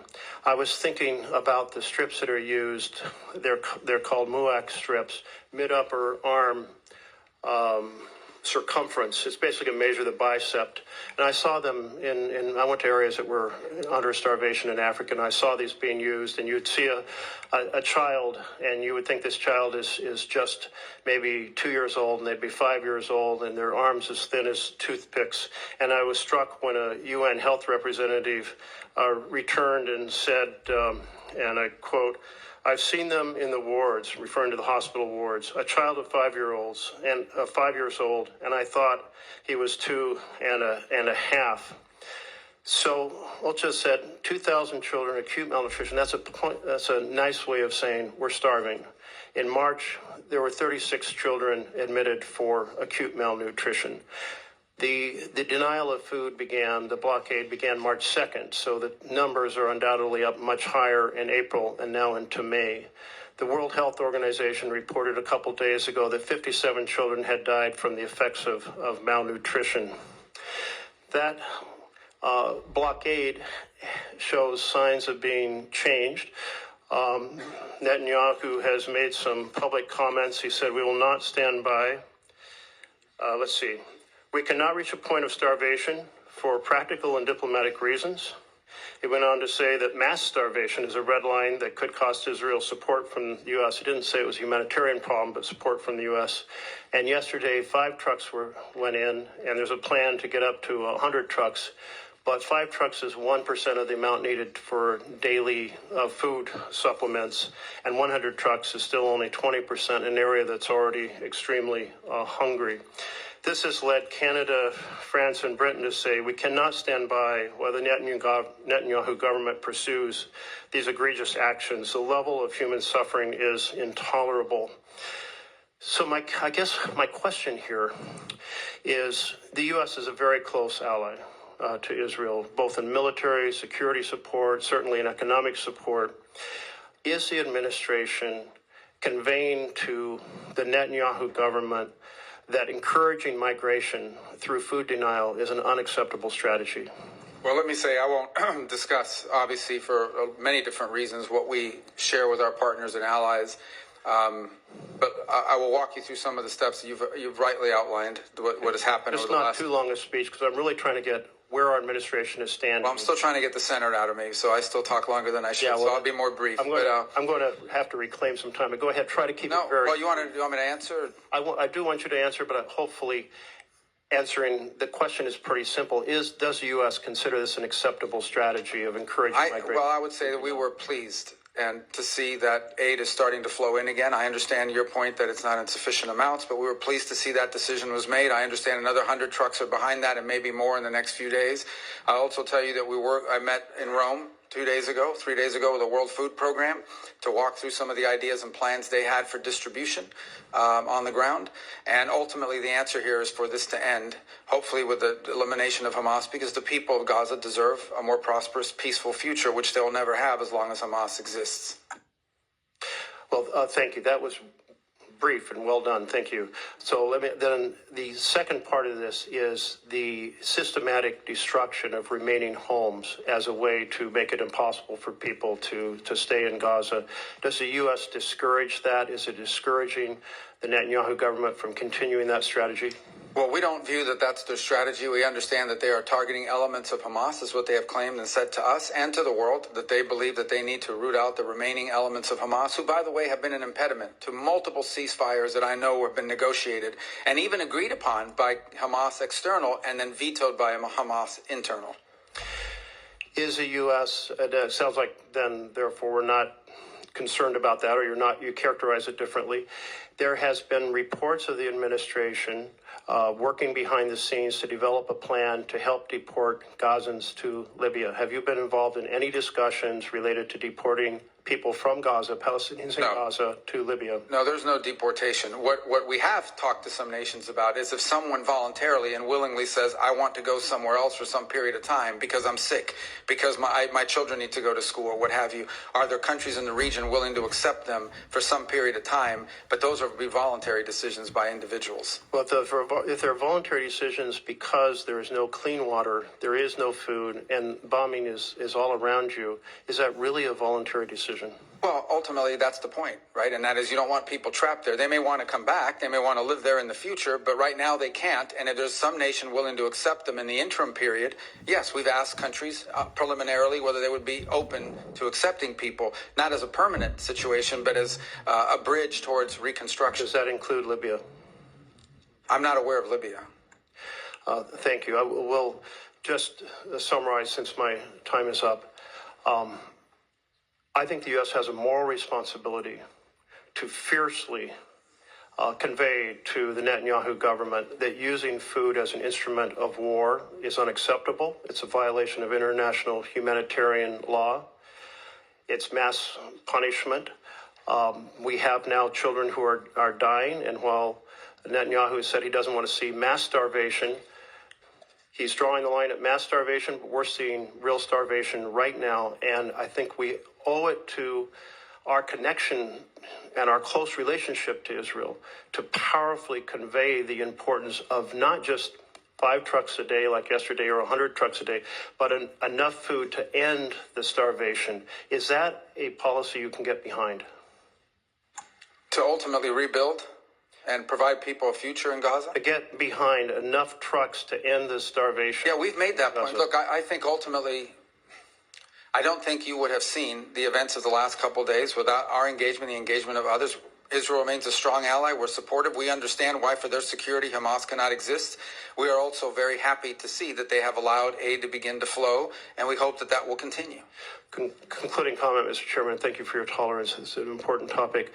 Netanyahu did say he was responding to remarks and pressure from American politicians. I assume that's the administration saying that we, America, cannot accept mass starvation. But I would encourage you to push not for 5 or 100 trucks, but enough food to end the fact that children are starving and adults are starving, innocents are starving. Our close relationship, we need to end it.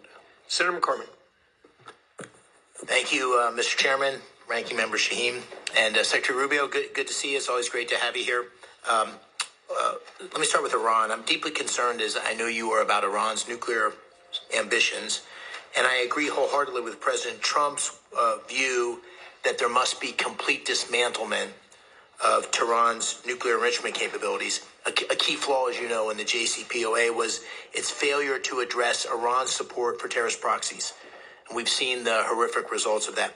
What assurances is the administration seeking from Iran on its support for terrorist proxies as part of the negotiations? Well, interestingly enough, the negotiations initially have been focused entirely at this point, although obviously we're aware of their sponsorship of terrorism in the region, including the Houthis and Hezbollah and other groups such as this, the militias in Iraq, and their efforts to get back into Syria. Right now, the focus at this point of this has been their enrichment capability, and they're insistent on enrichment capability. Ultimately, I would say that if in fact we have sanctions that are related, things such as sanctions that are related to the sponsorship of terrorism and their violation of weapons conventions and the like, their long-range munitions, those sanctions will remain. If those aren't part of the deal, then the sanctions will remain as a result of that. But initially, I could say that the focus of the conversations over the last few weeks with Mr. Witkoff and the Iranians has been on this enrichment matter, which is by far the sort of the core and most critical matter. As you know, the Iranian position is that they have a right to enrich as a matter of national pride. And our view has consistently been that they can have a civil nuclear program without an enrichment capability, and that an enrichment capability, in fact, would be weaponized at some point in the future, or could be weaponized, and that's a threat that cannot be accepted. Good, thank you.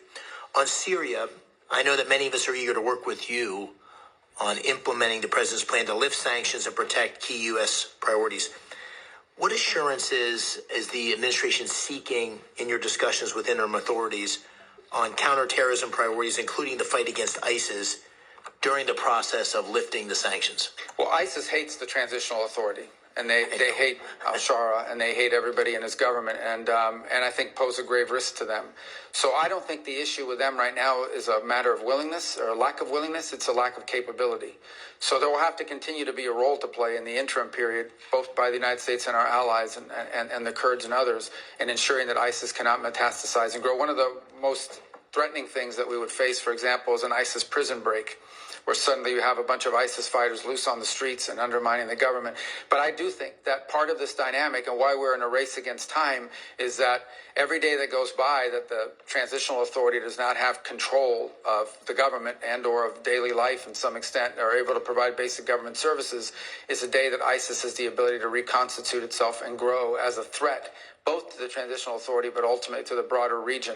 So I don't sense from them a lack of commitment and desire to do something about it.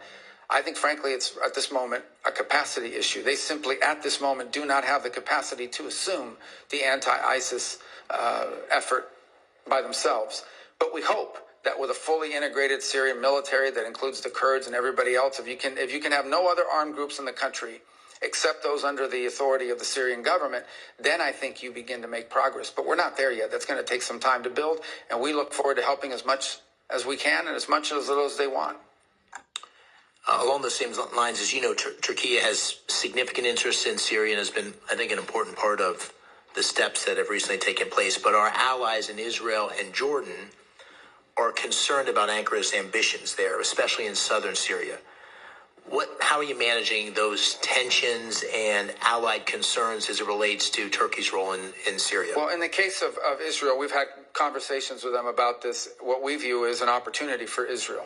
If, in fact, Syria is stable and has in it a government that has no interest, as they have said, in fighting a war with, and the authorities have said it. Now, obviously, you have to prove it, but they have said this is a nationalist project. They are seeking to build a nation. They're not viewing themselves as a launch pad for revolution. They're not viewing themselves as a launch pad for attacks against Israel. So we think this is an extraordinary thing. If, in fact, you have in Syria a stable government that encompasses all the elements of their society and has no interest whatsoever in fighting wars with Israel over borders or anything else, I think that's an extraordinary achievement for Israel's security. Obviously, they're concerned about the Turkish presence, and we've done some things to deconflict on that front.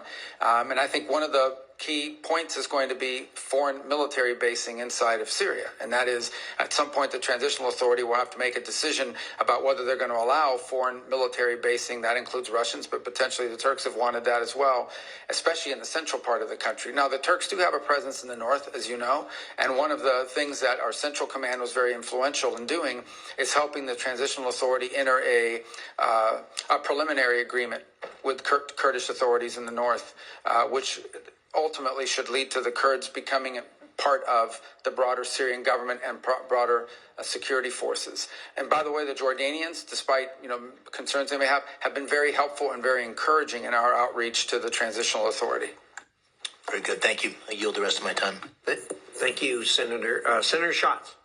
Thank you, Chairman. Thank you, Ranking Member. Secretary, thanks for being here, and I appreciate our ongoing dialogue, even if we're in some disagreement about a number of things. I want to ask you, and I'm going to try to work the senator out of you here, a bunch of yes or no questions. They are not trick questions.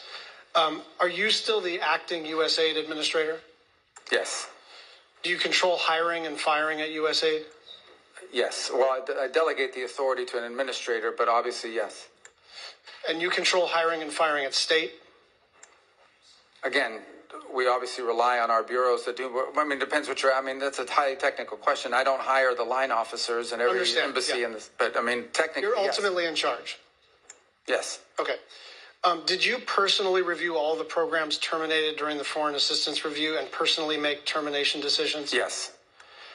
Do you have the authority to direct any state or USAID staff to brief Congress? Yes. Can you have Mr. Lewin or you come back to Congress and talk about USAID in the context of the coming end of the federal fiscal year and SFOPs and appropriations? That's already planned to do that, not just him, but others, because we'll have to update you on that, on our reorg organization, whatever OMB decides to do with money. So there's a host of things for us to all talk about. So I just want to illustrate, whenever I talk with you, I feel pretty encouraged, and then stuff doesn't happen. I wrote 8 unanswered letters, and I request to enter those into the record without objection. And my staff has sent 200 unanswered questions, 200 unanswered questions about this much paper. Consultation is not a courtesy. It is required by law, and we have now 200, and these are perfunctory. What are you up to? What does this mean? This is the kind of normal pace of operations. Radio silence. Other than you're very responsive, your department and USAID has not been very responsive. Foreign Affairs Reform and Restructuring Act, the Empowerment Control Act, the Anti-Deficiency Act, the Foreign Assistance Act, and the annual appropriations bills for state and foreign operations have been violated in multiple ways. On March 12th, you wrote, "We plan to engage Congress as required both by law and reality before we start drafting a plan to bring U.S. aid over understate." That did not happen. As you know, we have a pledge. We owe the Global Fund $1.3 billion. I spoke with the head of the Global Fund in response to my repeated requests and multiple other people's repeated requests. You told me that those funds were going to be released. It has not happened. I'd just like you to respond to that. And again, I like you. I like our working relationship. But what is happening is we have a good conversation.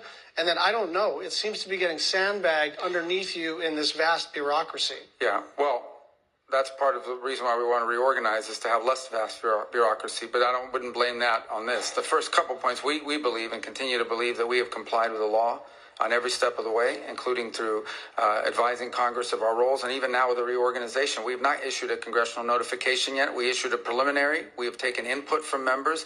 I actually personally signed a letter that I think should have been delivered to you. I was overseas. I don't know if it was Monday or Sunday or Saturday, but it was in response to your latest letter. Yeah. So I hope you did get that. And obviously we'll continue to engage with you on all of this as well. So the practical effect here, right? Because everyone can agree that, well, I don't know if everyone can agree, but it seems to me that most of us agree that there is virtue in reforming any big institution and that aligning USAID's operations with the State Department and the President's and the Secretary's foreign policy objectives is beneficial. The question is, can we do this lawfully and in a way that doesn't damage our international reputation? Mothers who have fled Boko Haram in Nigeria are watching their babies starve. Children in South Sudan are dying of cholera. Families are dying because they have been cut off from their HIV medications. There are about 103 deaths an hour. And so we can talk about the reorganization of the State Department, but this becomes quickly not an abstraction, not a normal public policy tug and pull, because the way that this has been done, set aside our disagreement about whether it's been done lawfully, it's been done in a just catastrophic fashion. And so on some level, that's water under the bridge. But what I want from you is a commitment to try to get an appropriations bill that is done on a bipartisan basis that reconstitutes the foreign aid enterprise. I think we can do fewer things. I think we can be more narrow in our focus. But you are pushing on an open door, and instead of pushing on that open door, you are lighting the room on fire. Maybe that was not your intent. And I think we have two objectives right now: minimize suffering and reputational damage that's one line of effort. And the other is, how do we get back to the regular order where we can do a bill together? And I'd like your thoughts in the remaining minute and a half. Yeah, well, first of all, that is the intent here, right, is to rebuild the foreign aid enterprise under the State Department. By the way, it's something multiple secretaries of states before me have wanted to do, because we want foreign aid to be a part of our diplomacy toolbox and our way we engage the world, not its own separate entity, but all of it coordinated one with the other. So that's our hope on the reorg, and that's what we're trying to endeavor towards. I also don't think it's fair, by the way, you highlighted a couple points, like in South Sudan, there's distribution problems there. It's not just a program. PEPFAR is 85% operative right now. So you talked about HIV medication. Secretary, you are required to spend 100% of the money, not 85% of the money. But 15% of that is funding of programs that we've canceled. We're going to cancel those programs. We've rescinded because they don't reach the purpose of those are elements of individual programs, for example, that were not meeting the mandate of the program. They were not being delivered. We just the other day at the embassy level in Namibia identified fraud, where millions and millions of dollars of U.S. aid was found on the store shelves being resold into the marketplace. It was our ambassador who discovered it. We tried to work with local authorities to fix it, and it was not fixed. And he was weeping at the conference while announcing this decision because he hated to do it. And some of the places you highlight, it's important to remember, even if the money is distributed, sometimes it cannot be brought out. The aid does not reach people because armed elements in Sudan, in South Sudan, are impeding aid from reaching their intended recipients. It's a very complicated world in terms of the delivery of aid. The one point I'd like to Senator, you're out of time. With your indulgence, for 30 more seconds, and you and Senator Murphy had an exchange about this. It is just not true that only 12% of the aid reaches recipients. The way you get to 12% is it's 12% local NGOs. So that is excluding CARE, that is excluding the World Food Program, that is excluding Catholic Relief Services. And so if you're going to count that as like overhead or inefficiency, Secretary Rubio, you and I have honest disagreements, but that number has been given to you and is not an accurate assessment of the extent to which aid reaches the people who need it. And I will just say, if there's an enterprise to reduce overhead, count me in, but it is not 88% overhead. That's not what's happening. Thank you. Well, that number, just to clarify, was actually Samantha Power's number. And she regretted that one of the things she was unable to do at USAID is improve upon that number. Thank you, Senator Rosso. Thank you, Mr. Chairman. So in just 5 months, Secretary Rubio, and it's wonderful to have you back here in the committee. In just 5 months since you've been there, along with President Trump, I just want to take a moment to highlight the incredible work that this administration has accomplished with your leadership, and clearly President Trump's, restored U.S. leadership across the globe, unleashed American energy, secured our southern border, reduced illegal immigration by 95%, reimposed maximal deterrence on Iran, pushed back on Chinese aggression, created new deals for U.S. companies, secured the release of hostages and unjustly detained Americans. I really appreciate the strong leadership. And according to Monday, Mr. Secretary, and you see the wonderful picture of you in today's Washington Post, you and your bride Jeanette meeting with the Pope. If you take a look up here, Marco, you see this great picture of you, and yeah. Want to comment on that at all? What it was, I've done all these things, and you got to meet the Pope, a new Pope, an American. Well, I told people yesterday I started the morning meeting with the Pope, and I ended the evening at an event, a Kennedy Center event at the White House with the U.S. President. And they were both Americans. Amazing times. I want to talk about Iran, if we could. So in the first 100 days, the maximum pressure campaign against Iran came into full force once again. The administration sanctioned 72 entities, 14 individuals, 74 vessels, as well as 18 additional entities, including 2 Chinese-based oil terminals, 13 vessels. I think the maximum pressure campaign is working. We're already seeing a reduction in Iran's ability to fund destabilizing operations across the region. How does the administration plan to maintain this momentum and then continue with the talks that are going on? Well, I think it's clear for the Iranians. I mean, we're going to continue with sanctions until there's a deal otherwise. And by the way, there's also another set of sanctions out there that involve things like the sponsorship of terrorism and things of that they're doing. But when it comes to the nuclear program, until there's a deal, there's going to be sanctions. That's just the way it works. And so that's the president has issued an executive order for maximum pressure, and that's being executed on every single day. None of these are being slowed down while we're engaged in these talks. Ultimately, if we are able to reach a deal, then obviously that could be a part of it, but we're not at that stage yet. So look, we hope that there can be something done. These will not be easy. And by the way, one additional note on it is there's a separate set of sanctions out there, which are the snapback provisions that the E3 in Europe have. That's on another clock, completely different from ours. And I want to be clear about that. What they decide to do with their sanctions. Now, maybe we'll do a deal with Iran and they'll be satisfied with it and not impose their sanctions. But I met with the E3 again. What day is it today? Tuesday? I met with them maybe 4 days ago in Turkey. And they are moving forward on their process, independent from ours, that could impose additional sanctions as early as July, August, September, October, November, September, October of this year. I want to move to one of Iran's in the neighborhood neighbors with Syria. And President Trump met with the new Syrian president. He's urged the leader to deport foreign terrorists from Syria, help the U.S. counter ISIS. I want to just talk about ISIS, if I can, the concern for the resurgence of ISIS. It's been a significant concern. About 2,500 active ISIS fighters operating in Syria and in Iraq. Estimated 10,000 ISIS fighters in prisons in Syria.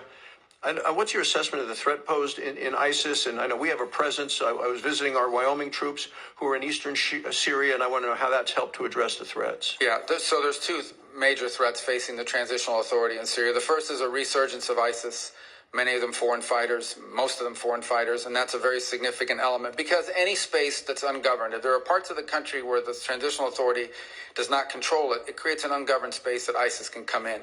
So that's the first threat. The other is Iran. Iran has not given up its efforts to gin up former Assad officials and others to get behind certain armed groups on the ground and stir up trouble as well in the country. So these are both threats. They're different, but they're related, and they pose two of the most serious threats to the transitional authorities' efforts to create a nation state in in Syria that does not threaten Israel, does not threaten its neighbors, and is able to provide the life that the people of Syria want to rebuild for themselves, including many who are abroad, who have expressed a willingness or an interest in returning. And in fact, we've seen some of those people begin to return just because of the U.S. sanctions announcement. But we want that trend to continue because Syria will need them in order to rebuild their country and reclaim it. Can I talk to you about Gaza? President Trump's laid out a plan for Gaza. You recently said we support a future for the people of Gaza that is free of Hamas and full of opportunity. How do you envision a transition to a non-Hamas security and governance in Gaza? Well, that's a central question and not an easy one to solve, obviously. We've engaged with partners. There was an Egyptian-led effort for a while. There's a Saudi effort now. We've obviously engaged with our regional partners to come up with the constructs of what that looks like. Not to be frank, I mean, in the midst of the conflict ongoing, most of the attention has been paid to the humanitarian situation and the freeing of the hostages and multiple failed efforts at a ceasefire, which are ongoing and continue, and the hopes of ending this and the cessation of hostilities at some point. But thought has been given to it. But I think at the core of it is, I think we can find the funds to do it. I think you can find the partners to do it. I think the central question for the future of Gaza is going to be who governs it. Because as long as there's a group like Hamas there, it's going to be very difficult to envision long-term peace and prosperity. So whether it's Hamas or some successor organization that spins out of it, that has to be a factor that you eliminate. And one of the ways you prevent it is by having a governing authority on the ground in Gaza that can provide the security necessary to allow there to be the peace necessary so you can have the prosperity we hope for. I want to talk last question in terms of American energy. Last year the Biden administration chose to pause approvals of pending LNG exports. We know that Europe needs those. It created a lot of uncertainty. President Trump has promised and is unleashing American energy. He's removed a lot of the obstacles. Our LNG exports have surged. I think it's going to help in Europe. European countries have increased their purchases of U.S. LNG. How has lifting this pause that Biden put on here restored confidence in America as a reliable partner to Europe? Well, obviously, I was just commenting a moment ago, I believe on Saturday, the first LNG shipment reached Italy. And there are other countries that are building terminals to receive it as well.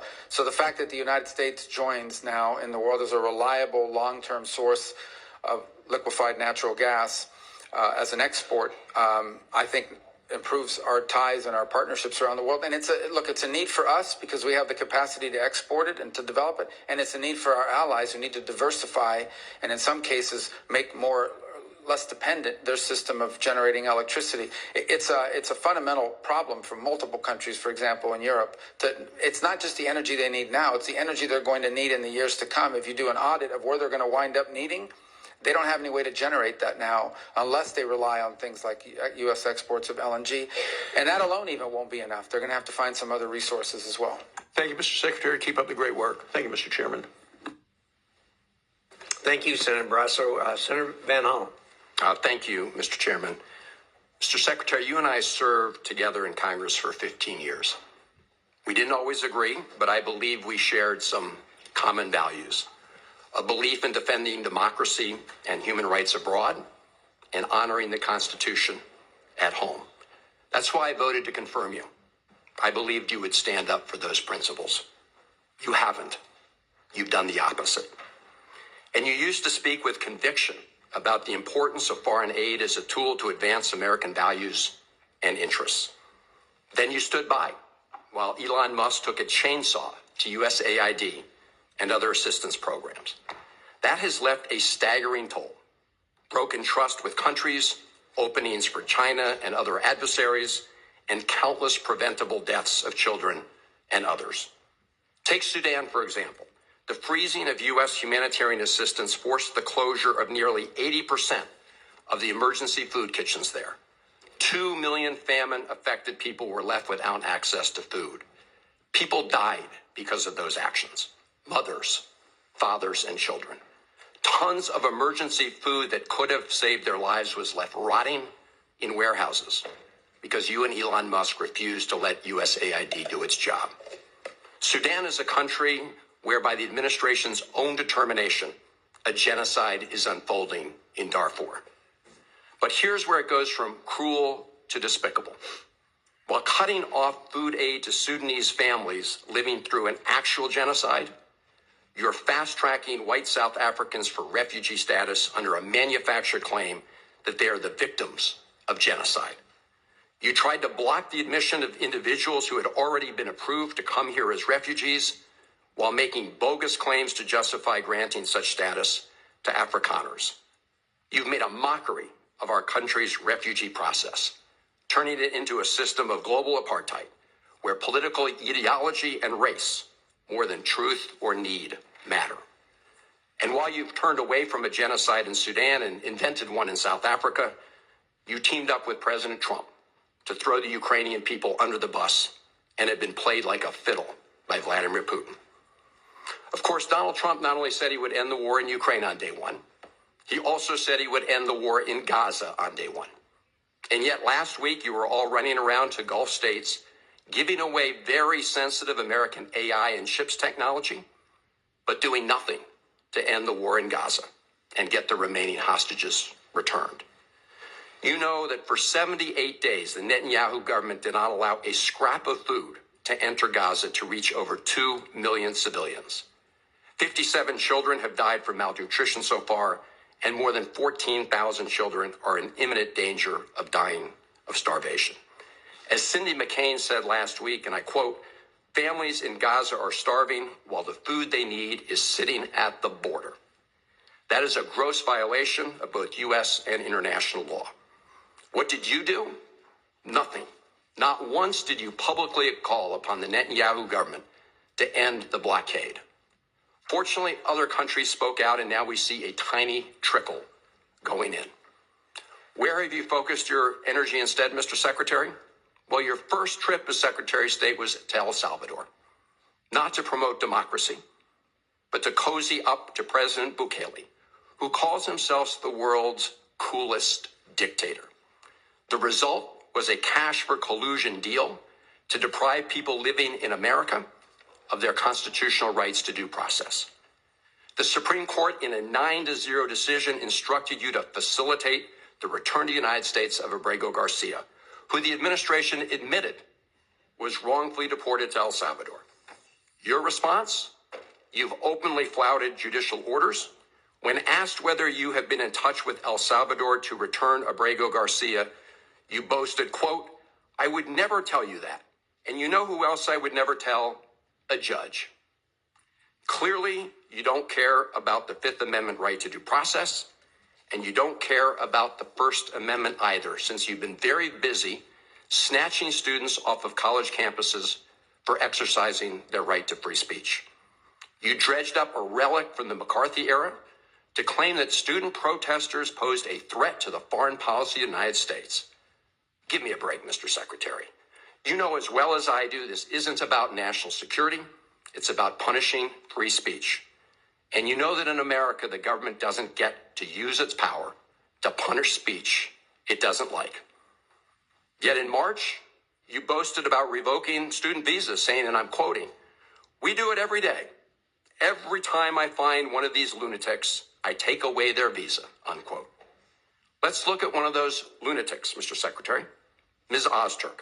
Her crime was co-authoring an op-ed in her college paper critical of Tufts University's response to the war in Gaza. Your own department found zero links to terrorism, no anti-Semitic statements, but you still yanked her visa and shipped her off to detention in Louisiana. And the list goes on and on. The federal judge in the case of Mohsen Madawi, who is the Columbia student who was ambushed by federal agents at his citizenship appointment, said, and I quote, this is the judge, "Legal residents not charged with crimes or misconduct are being arrested and threatened with deportation for stating their views on the political issues of the day. Our nation has seen times like this before, especially during the Red Scare and Palmer raids.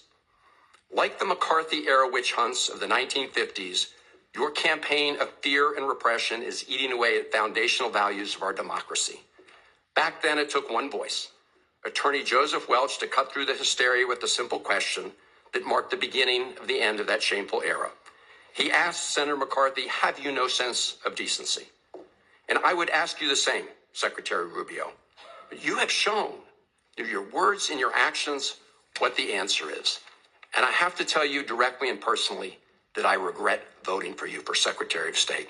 I yield back. May I respond? You may say. Well, first of all, your regret for voting for me confirms I'm doing a good job based on what I know. Well, that's just Your a record and flippant what you statement, stand Mr. for. Secretary. Can I respond, Mr. Chairman? You may. I didn't ask. Senator, question. please let the secretary. I'd be happy to, but then I can respond to his. Your time's up, Senator, and willfully used, I might add. Well- Your remarks do not represent the view of this committee. Well, Mr. Secretary, please. Well, I can't respond to everything he said because much of these are untrue, but I'll go through a few. First of all, I'm actually very proud of the work we've done with USAID. For example, I don't regret cutting $10 million for male circumcisions in Mozambique. I don't know how that makes us stronger or more prosperous as a nation. I don't regret psychosocial support services. I raised USAID. Sudan, Mr. Secretary. Can I respond, not Mr. Mozambique. Senator? Senator, I'd ask you to suspend. You had 7 straight minutes. I chose really to not- use my time that way, Mr. Chairman. That's my right to Please use my suspend time that way. Secretary Rubio. Well, I can go on. I mean, there's other things here. We spent $227,000 for Big Cat's YouTube channel from USAID. We spent $14 million for social cohesion in Mali, whatever the hell that means. So I can go on and on. I got the list here, and there's more. I didn't even bring the whole list. In the case of El Salvador, absolutely. Absolutely. We deported gang members, including the one you had a margarita with. And that guy is a human trafficker, and that guy is a gangbanger, and the evidence is going to be clear. In the days to come, Mr. you're going to Chairman, see who you went to look, deport. I'm sorry, Please, Mr. Chairman. Secretary No. Rubio has the floor. Mr. Chairman, he can't make unsubstantiated comments Senator, like that. Secretary Rubio has the floor. You had Secretary your time. Rubio should take that testimony to the federal court of the Senator? United States because Well, he hasn't done it under oath. Here's another point, okay? There is a division in our government between the federal branch and the judicial branch. No judge and the judicial branch cannot tell me or the president how to conduct foreign policy. No judge can tell me how I have to outreach to a foreign partner or what I need to say to them. And if I do reach to that foreign partner and talk to them, I have under no obligation to share that with the judiciary branch. Just like a judge cannot order me to negotiate with a foreign minister of Russia, they cannot order me to negotiate with a foreign minister or the president of El Salvador. And if I did negotiate with them, which we have responded to them, and we've told them we've had communications with the president of El Salvador, I am under no obligation under our division of powers in this country and to share with the judicial branch how I conducted diplomacy of the United States. It would actually be counterproductive. If I started sharing with courts or frankly with the media my conversations with foreign leaders and all of their details, no foreign leader would talk to me again and we would break trust with them. So I have complied with every court order. What I won't comply with is an order to disclose what I'm saying and what we're talking about with a foreign leader, because then they won't talk to me. Diplomacy doesn't work that way. About the student visas, let me say this. I don't deport anybody, and I don't snatch anybody. The State Department does not have officers in the street snatching everybody. What I do is revoke visas, and it's very simple. A visa is not a right. It is a privilege. People apply for student visas to come into the United States and study. And if you tell me that you're coming to the United States to lead campus crusades, to take over libraries and try to burn down buildings and acts of violence, we're not going to give you a visa. Is that what Ms. Ostork did? We're not going to give you a visa. Is that what she And if did? you do Come that, on, Mr. Secretary. and every single You're one of just these blowing cases, the smoke factors here are now. different. Senator, The bottom line is if you're Senator, coming here to stir up trouble on our campuses, we will deny you a visa. And if you Does have the a First visa Amendment and we find apply you, to we'll people revoke living it. in the United States? And we're going to do more. There are more coming. We're going to continue to revoke the visas of people who are here as guests and are disrupting our higher education facilities. People are paying money. These kids pay money to go to school, and they have to walk through Writing a bunch an of op-ed lunatics to the who are tough here on newspapers student visas. disrupting the Simple foreign as policy that. of the United I want to States. do more. I hope we can That's find more of these people. pathetic, Mr. In fact, the other day, some guys led a riot. I forgot what university it was, and I asked, please, can you find the arrest records of all the people that were arrested at that riot at that campus? Because if any of them have a visa, we're going to revoke I it. feel so much safer All right, when you lock let's, up people like Ms. Ostork, Mr. Secretary. We've had enough time on the subject. Thank you very much. And we're going to move to Senator Lee. Mr. Secretary, it's very good to have you back here. I want to say it's good to see the fauna in its natural habitat, but it's more like its former habitat, because your current one is also where you naturally belong. And I, for one, I know a majority of us feel the same way, have every confidence in your ability to serve us and are very grateful for your service. One of the many things that I've always liked about you and I always agree with you on is your clear-eyed vision for the Western Hemisphere. You seem to share the understanding many of us have, which is that we've been blessed as a country throughout our 250-year existence by the fact that we're protected by a big ocean to our left, another big ocean to our right, and friendly neighbors to our north and south. Those natural barriers are good for us and gave rise to the Monroe Doctrine and things like that. And I appreciate the fact that we now have a Secretary of State who understands and appreciates the importance of the Western Hemisphere. So I want to ask you where the Western Hemisphere fits relative to other regions of the globe and with the current administration. Now, as I understand it, the America First Opportunity Fund is intended to support, quote, America's most enduring and critical partners. As you, as Secretary of State, work to realign State Department priorities and funding programs with our national interests, will the countries in our immediate periphery, those in our hemisphere, our neighbors, be counted among our most critical partners? Yeah, absolutely. And look, by the way, the new Prime Minister of Canada was here a couple weeks ago. We had a very productive engagement with the President. Their new foreign minister is coming on board, wasn't able to join us at the NATO gathering a few days ago, but look forward to interacting with her as well. We've obviously had some disagreements with Canada and with regards to the nature of trade between our countries. But I think there's hope here that we can work something out on the trade front with them, although that's not something that I'm involved in negotiating. And then we have a lot of other mutual interests. As an example, national security on our shared obligations to NORAD and the defense of the North American continent. They've been a strong partner, and we look forward to building on that. And one of the most encouraging things is that Canada, that has historically not spent a lot of money, at one point less than 1% of their GDP on the military, it's now increasing, has made a pledge to get to 2% and has signed on to the NATO pledge to get to 5% over the next decade. So I think that's going to strengthen our partnership as well in providing security to our hemisphere. Thank you. I want to touch next on the contributions to international organizations account. This multi-purpose account has been used to facilitate U.S. payments to over 40 international organizations. I think the current tally might be at 44.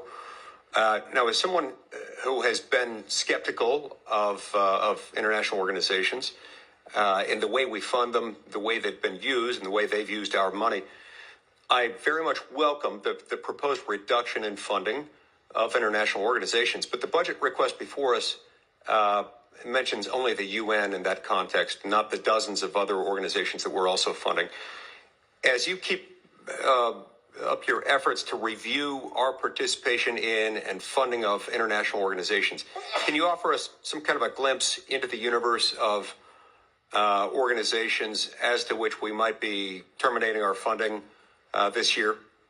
Well, I think there are some already that we have with UNRWA and some of the other programs that we are not happy with what they do. But the assessment is very simple, and that is our participation in this organization further our national interests or not? It doesn't mean we have to agree with everything the organization does, because sometimes there's benefit to being at the table.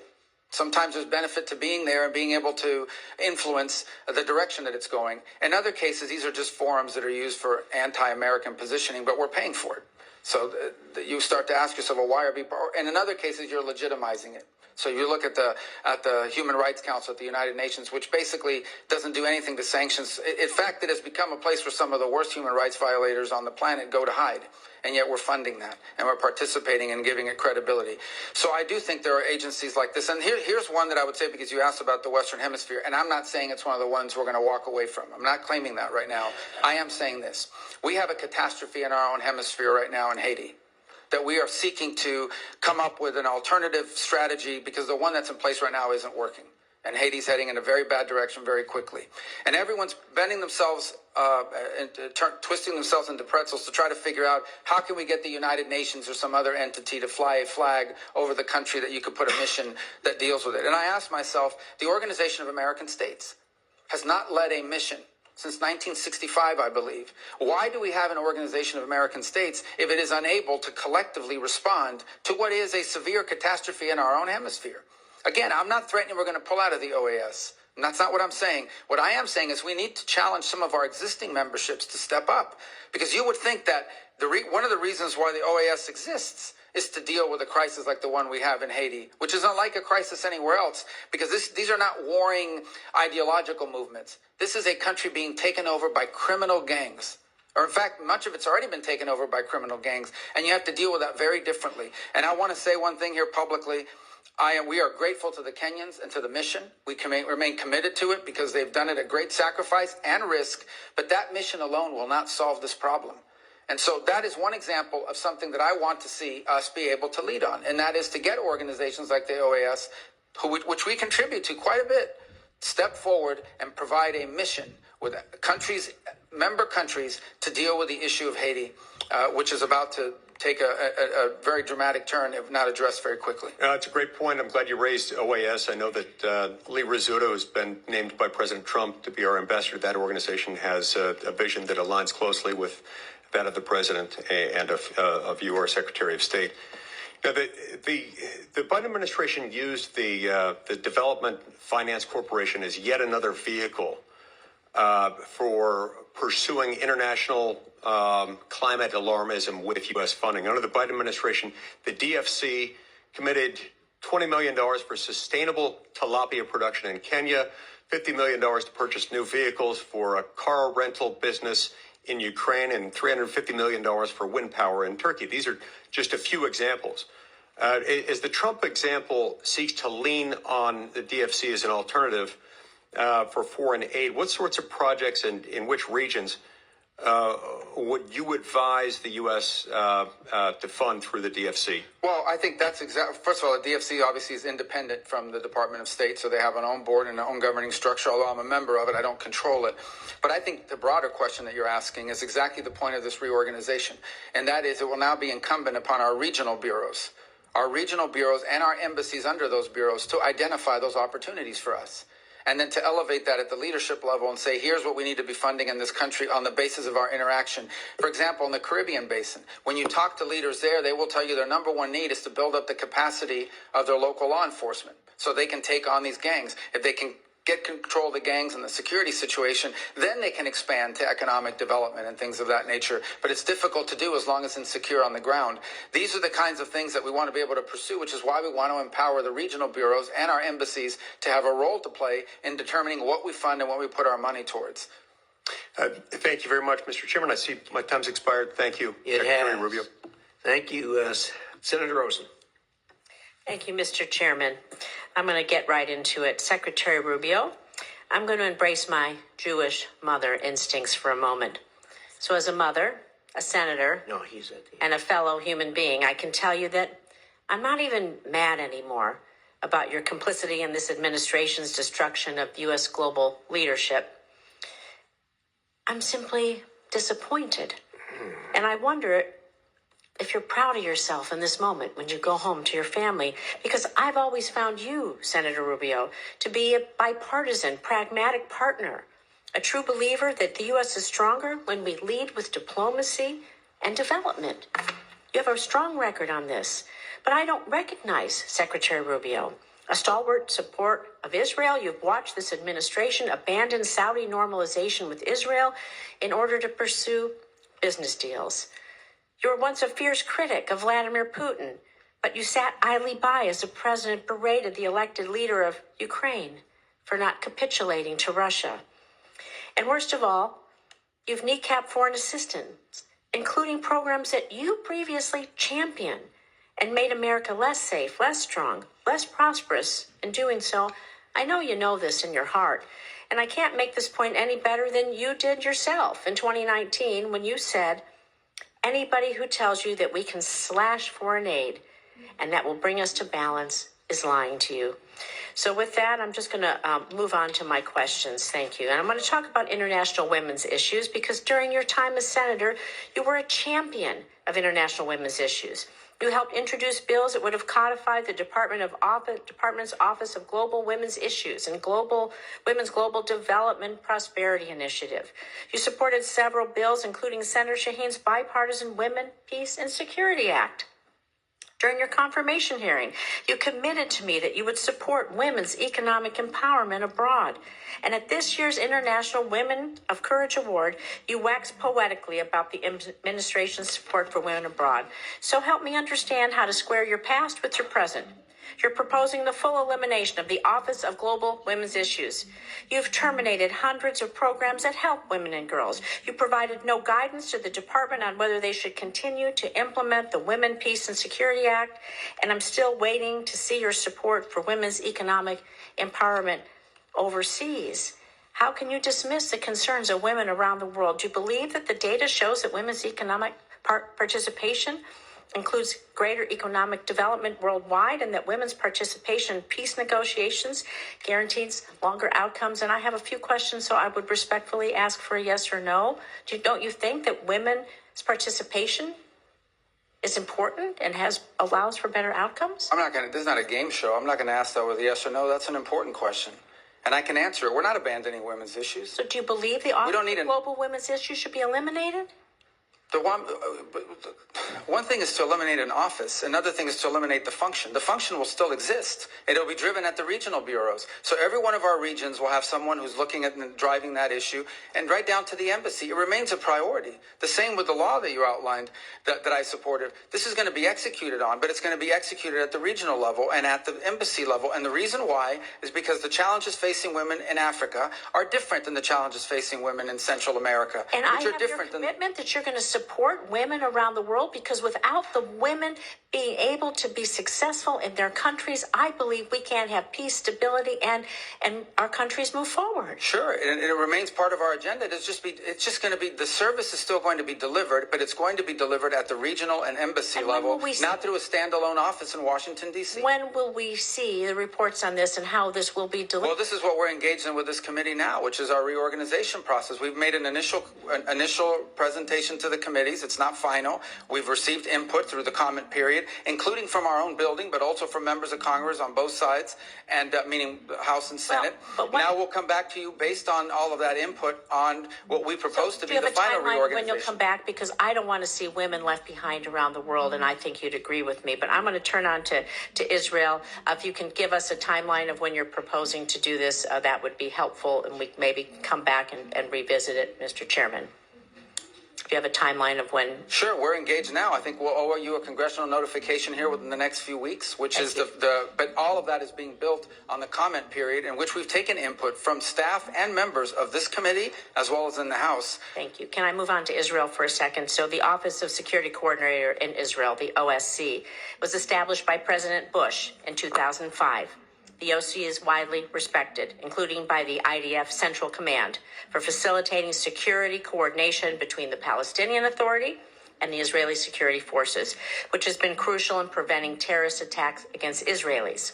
However, it's reported that you plan, again, to eliminate OSC, which I believe, and many others, could lead to further destabilization in the West Bank and threaten Israel's security.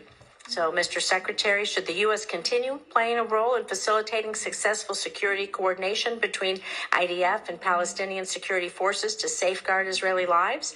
And if so, do you believe the State Department should continue to maintain the OSC and support it financially? Yeah, there's news reports every day about things that aren't true. So the only thing that's been discussed about OSC is whether it should be brought under the authority of the ambassador and the embassy.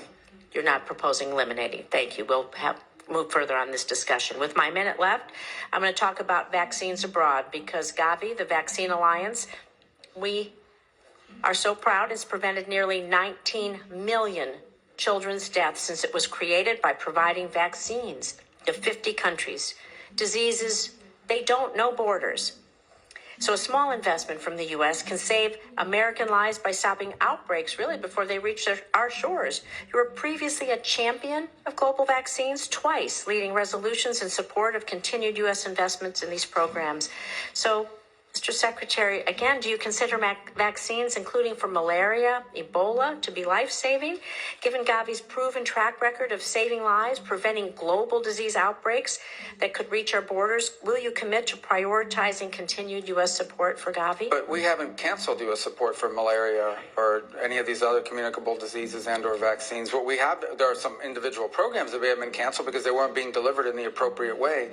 All of these functions will continue. The difference now is the function will be happening under the Department of State, as opposed to a set-alone entity, which you had very little oversight over, by the way, in this committee, even though we tried in the years that I was on it with USAID.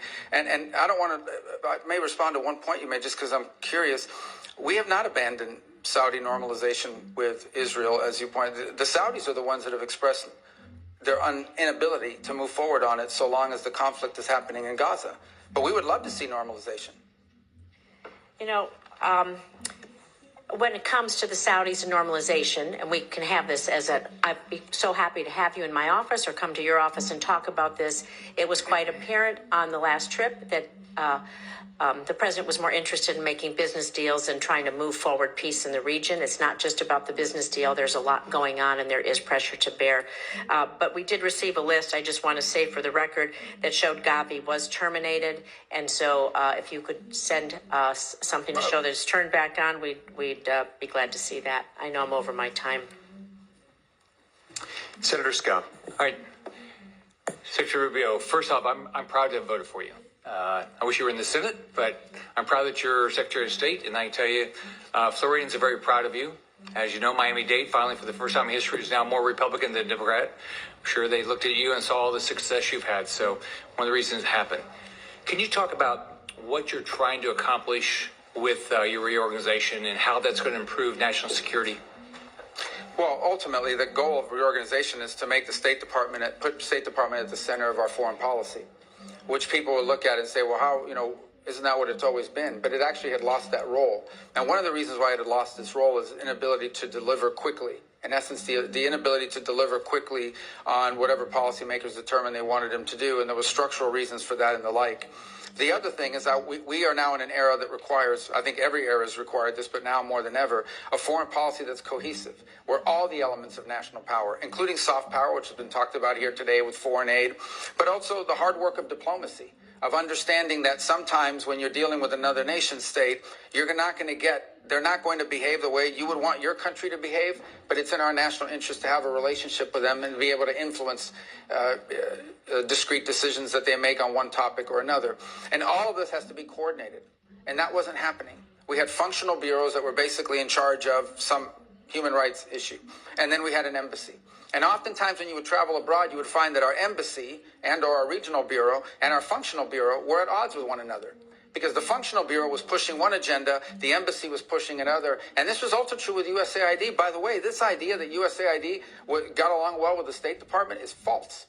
And embassy after embassy, during my time in oversight, you would hear complaints about how USAID was funding programs that State Department had no insight into and in many ways contradicted what the State Department was driving at the embassy level. So what we're asking for now through this reorganization is to bring it all under one roof so that we can conduct foreign policy at the regional and local level in a way that's cohesive and concise and can deliver results.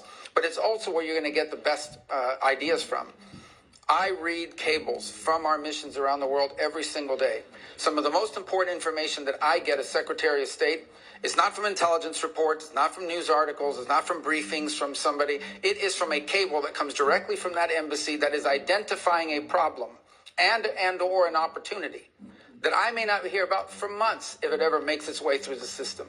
So we want to empower that because that's our front lines. These are the people that are on the ground every single day dealing with the government, dealing with society, and they're identifying opportunities and problems months, if not years, in advance of what Maine State or others are identifying. So the goal of reorganization is to shorten that time frame because we can't afford to move slow. The world moves very, very quickly. This decision we made on Syria, had we run that through a traditional process, would have taken Months and months and months of interagency this and people talking that and all the different boxes that have to be checked in some memo that gets to me. Our ability to move quickly on a discrete, on a unique opportunity in a time-effective manner, I think is going to bear dividends for the national security of our country if it works out. And we want to be able to see more of that. And that's really the goal of reorganization. People think this is a cost-cutting exercise. There may be savings. There need to be savings. We just had our credit rating downgraded. You talk about a foreign policy problem? That's the first thing our foreign interlocutors wanted to mention to me on Sunday in Rome, is that our credit rating was just downgraded. We have a debt problem, but that's obviously not a State Department issue, but that's our problem. But that's a problem. But this is not just about cost savings. This is about providing a more efficient, faster moving, more effective State Department and as a tool of diplomacy. The State Department should be at the center of American foreign policy making. And that's our goal, to create one, to reorganize one that can deliver on that. I want to thank you and President Trump for your focus on Latin America. Can you tell me what do you think the proper role of the Organization of American States is? What should they be doing? Well, you would think that they would be able to be a forum to deal with challenges in the region. None more pressing right now than what's happening in Haiti. I mean, Haiti's basically been taken over by a coalition of gangs who they're not interested in governing the country. They're not interested in running the country. They just think if there's no government, we're in charge of this territory. And from here, we can do all the drug running and organ smuggling and human smuggling, all the stuff we want. And that's what they're trying to do. And that's what they're doing. That's a very unique challenge. Our traditional peacekeeping missions are designed to keep ideological groups from fighting each other, or tribal groups from fighting each other, or in many cases, nation states from fighting each other. But that traditional approach is not going to solve this very unique challenge. It is a country basically taken over by 25 to 30,000 individuals who are members of criminal gangs who simply want to control territory so they can hijack trucks, steal and or charge exorbitant fees for fuel to move across the country, kidnap people and traffic in humans, traffic in drugs across the border into the Dominican Republic and through sea-bound lanes. And there's things that we need to do. For example, we need to figure, and we've been working with the Department of Homeland Security, the FBI, the ATF, and others on how can we cut the flow of guns that are leaving the Miami River on containers and reaching not just Haiti, but Jamaica and Trinidad and other places. So there's more we can do on that front. But from the OAS's perspective, if ever there was a regional crisis, that you would think an organization like this could step forward and provide a force or a group of countries that working together could help solve it, would be the OAS. And we're prepared to play a leading role in that. But we do need buy-in from other partners in the region who are as affected, if not more so, by what's happening there. So that's one example of what the OAS should help on. And obviously the other is on the defense of democracy, which is the OAS is a collection of democratic institutions. In places like Nicaragua, there is no. In Venezuela, in Cuba, there is no democracy. Can you talk about how you're working to reform the Foreign Service Officer recruitment? In terms of reforms, well, two things we're doing on the promotion board. We're not getting rid of the promotion board. I read some of the other day. We have simply suspended it for a month while we reevaluate how we promote people. We want to promote people on the basis of how good they are. I know this is a shocking view, but we want to promote people on the basis of how good they are. And frankly, on occasion, you will find that a more junior officer, meaning they've only been there 10 years instead of 20, is really good and deserves a promotion. And if you don't promote them, they're going to leave the Foreign Service. The same is true for how we recruit people. We want to widen the base of people. And in fact, one of the things we thought about is, are there people in the middle of a career doing something else in the private sector that are interested in entering diplomacy? There was a program to do that back in the 1980s, and it was very successful. Maybe these are people that will give us 15 or 20 years in that regard. So we are looking to expand our talent pool, but ultimately we are also seeking to have a system internally where we are rewarding merit and performance and not simply seniority or where you are in the pecking order based on how long you've been there. And that doesn't mean that if you've been there a long time, you're not good. But it means there are some people that haven't been there as long that are just as good or not better. And we want to make sure they're promoted, because if not, we're going to lose them. We're going to lose them to the private sector. Thank you. You're doing a great job. Senator Booker. Thank you very much, Marco. First of all, I just want to say I agree with what you said about it being a foreign policy crisis, the great debt and the downgrading that we just saw. To be pushing a bill right now that would add $2.7 trillion to our national debt is just outrageous. And I've been grateful for the small group of Republicans here in the Senate and a number in the House who have just called this out as plain as it is. To do this now will shake America's economy. give tax breaks to the wealthiest amongst us who are doing quite well, and not help with the current economic crisis we're facing. But that's frankly just something I didn't want to talk about right now. Where I really want to just continue our conversation about Sudan, and I know you know, as was said passionately by one of my colleagues, the gravity of the crisis that's over there. Full stop. It's the greatest humanitarian crisis on the planet Earth. There's ethnic cleansing going on, an act of genocide as described by our own government and others. That people are fleeing right now with the recent attacks on Zamzam and more, but I know you're very aware of this. What I want to ask you about specifically is that not only did you acknowledge the genocide and say, I quote, being backed by countries that we consider allies elsewhere in the world. This is being fueled, you were saying. We must draw a clear line on that. You specifically mentioned the UAE, and you said, and I quote, take UAE, for example. They are an important partner in the Middle East, but we must be clear they are currently supporting an entity that is carrying out genocide. I'm just wondering, have you been able to draw that clear line in your conversations with the UAE, specifically addressing the issue of the supplying of arms? Well, again, and I wasn't satisfied when people would answer this way when I was sitting on that side, but now on this side with diplomacy, you always want to be careful what you say publicly, because then people don't want to talk to you. They think it's going to happen in the future. Let me say this we have expressed, not just to the UAE, but to other countries, that they are turning it into a proxy war, that it's destabilizing the region, that in fact it's creating an environment, not just in Sudan, but it's threatening to South Sudan already faces pretty substantial challenges, but some of that threatens to spill over and make it even worse. If I can interrupt, Marco, because I think your answer is justifiable. The UAE is a vital ally to the United States in a lot of other critical areas of the world. But it doesn't serve their interest. But my point is, it doesn't serve the interest of some of these countries involved to continue to pursue this route, because instability there is going to create a breeding nest for. And I guess what my hope is, radicalism. And I know you and I can have further conversations privately, is that we are pressing hard on those people that are fueling the conflict. But I want to ask the next part of this question is the U.S. leadership is critical to end this. This is actually something that we can achieve. Not only alleviation of the suffering, but an end of this. If a humanitarian corridor is created and respected, this is something we can help to do. Finding diplomatic resolution to the conflict is something we can do. Now, there's a bipartisan a commitment in this committee, mandate to appoint a special envoy for Sudan. We know that kind of leadership can help address this the worst crisis on the globe. Time is not in our favor. Are you going to get a special envoy appointed, as colleagues on both sides of this aisle want to happen? We do. We want to. We'd love to have somebody in charge of that. We know we have a similar arrangement with DRC, Rwanda, and have seen it play dividends. Mr. Secretary, all I'm looking for is a sense of urgency and an answer yes. Yes, the answer is, but we have to find the right person. Okay. And that's the challenge. Next, 30 million people in Sudan require humanitarian assistance. In February, it was reported that, and you heard this passionately, that the freeze in humanitarian assistance is causing untold suffering. I was there myself in Chad last year and saw the role that we were playing. And frankly, I saw how great American companies like Plumpy Nut here were doing good, a double bottom line. They were helping to alleviate the crisis over there, as well as helping American businesses here. I just am hoping that you can say that you will commit to resume and even surge United States humanitarian assistance, particularly food aid, as soon as humanly as possible.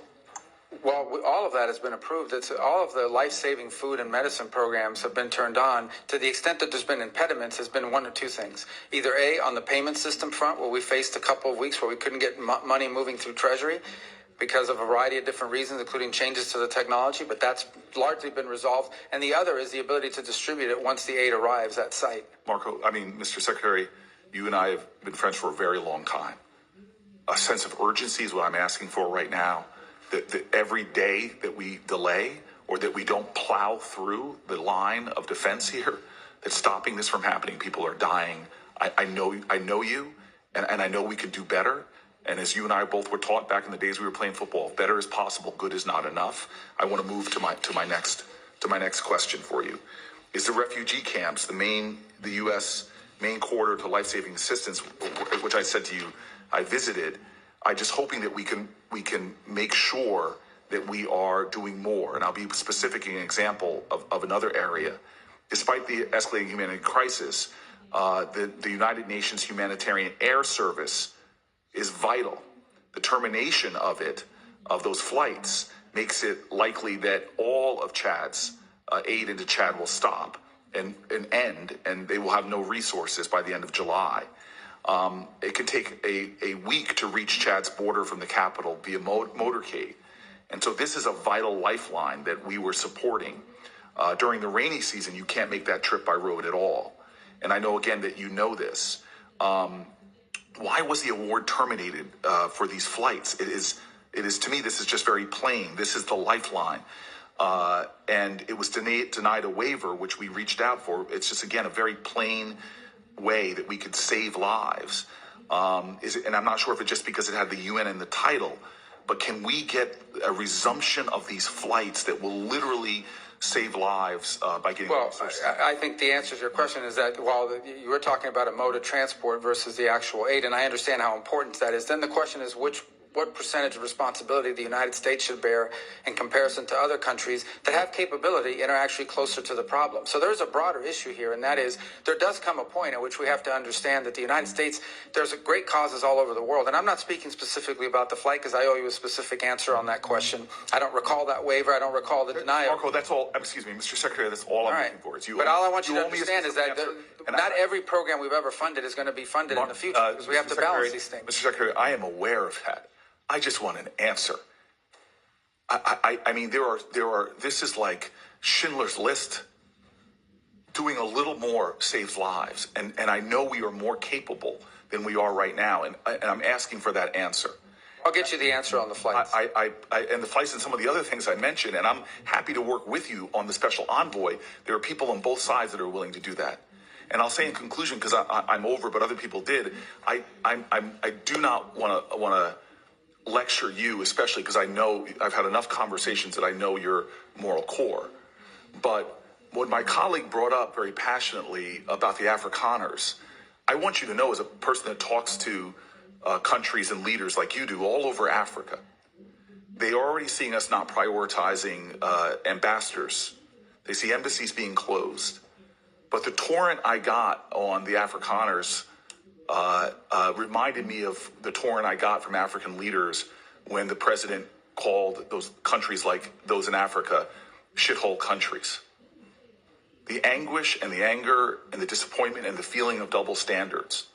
So just from a diplomatic range, where we're in a competition in many ways on that continent that you and I talked in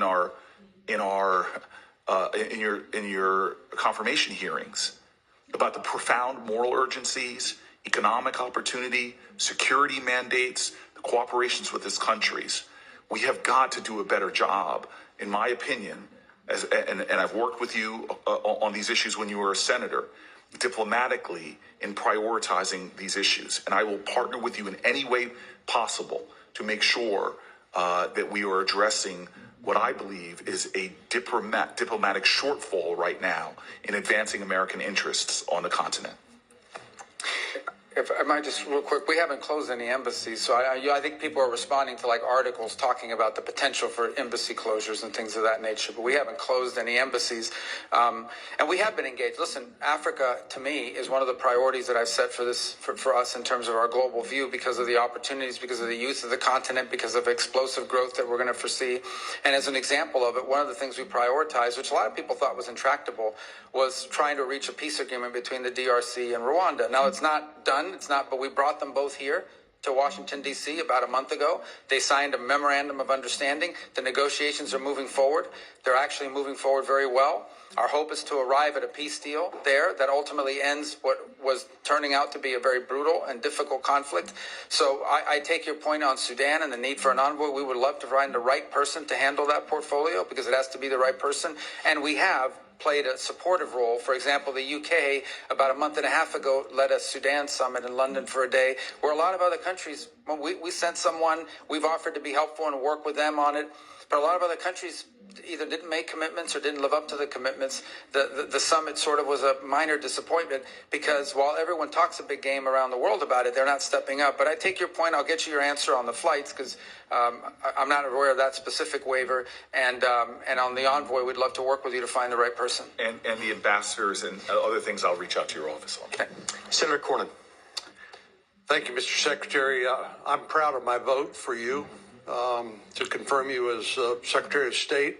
We all know you well, having worked with you for many years. We know of your the qualities that you bring to this job, and I think you're exactly the right person for this job in a very dangerous and turbulent world. When I look at what you and the administration has done, it's May the 20th.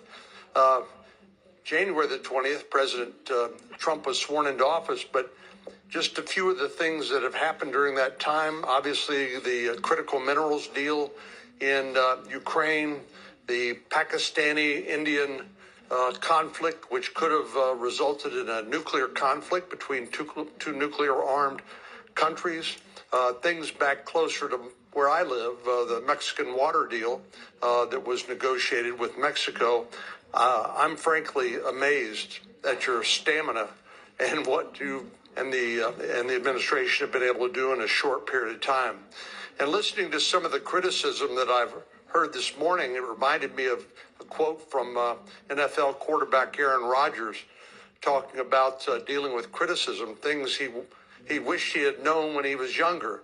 And he said, never listen to criticism from somebody that you never would have taken advice from in the first place. But let me ask you specifically about two issues. One has to do with Ukraine and peace negotiations. I applaud you and the administration, and particularly President Trump, for initiating these negotiations between Ukraine and Russia and try to bring a peace, or at least a ceasefire, between these warring countries. This is enormously dangerous, as you know better than most, because it could easily spill over into the rest of Europe, result in NATO becoming involved and the like. But I wonder what you believe Mr. Putin's motivations are. Do you think that he is engaging in these negotiations in good faith, that he intends to give something in order to get something, or not? Well, I think that's on the question of Putin. I think that's still an open question. I think he approaches it, we have to assume, from a cold, calculated cost-benefit, nation-state evaluation of what's in the best interest of his view of Russia. What I'm pretty certain of is this is not the war he thought he was getting. When he first invaded Ukraine, I think he anticipated that the government would collapse and that he would be greeted as a liberator, and it has not turned out that way. And in fact, Russia today controls less territory than they did after the first 2 months of the war. So they've suffered significant losses. They've suffered the losses of at least, by some estimates, 250,000 men in uniform, and the Ukrainians have suffered less, but nonetheless suffered as well. It is a battlefield today in which the front lines move 10 kilometers at a time in one direction or another. Even if they're advancing at a tremendously high cost. But the challenge Russia faces now is their entire economy is built around the war effort. Their entire economy is built around munitions production and, frankly, around the fact that you've deployed about 1 million to 1.5 million people to the front lines, and they're making a lot more money fighting a war than they would in the private sector. So I think that that's potentially a challenge here in terms of bringing this war to an end. What we've tried to do is find any way forward to end this conflict. We think it is costly, it is deadly, it is disruptive, and we want to see it end. We want to see it end because of the destruction to Ukraine. We want to see it end because of the strains it's placing on the budgets of countries, neighboring countries, and the fears that it's stirring up in their regard. We want to see the conflict end in a way that's enduring, meaning not a peace that lasts 3 months and then restarts again, but something that's enduring, that both sides could live with for a long period of time without it restarting again. And that's hard. There's a reason why. An effort that I wish would have started 2 years ago, but it's starting now. We've done the best we can because we are able to talk to both sides. Obviously, only one side is getting American aid, and only one side is receiving American sanctions. But nonetheless, we think it's important to preserve our ability to talk to both sides. The president is fully aware and has intimated on a number of occasions that he has options available to him in the sanctions field that he could pursue. if in fact he determines that Putin is not interested in negotiating. But by the same token, I think the president is very committed to ending the dying, ending the bloodshed, ending the destruction, and he wants to preserve, as long as he possibly can, the opportunity to influence both sides towards peace. The minute you do certain things, your influence over one of the two sides to at least lead to peace really diminishes. And then we're back to where we were in January when he went into the White House, which is with no one had a clear path forward. I mean, there had been the first time Russians and Ukrainians have actually met directly and spoken was 3 days ago in Turkey. They had not spoken since the Istanbul process in 2022 had failed. So there are 1,000 prisoners that are going to be released from both sides from a humanitarian standpoint. That's good. What we haven't seen yet is moves towards peace. It's our understanding that the Russians are going to write up terms for what they would require in order to reach a ceasefire that then would allow broader negotiations.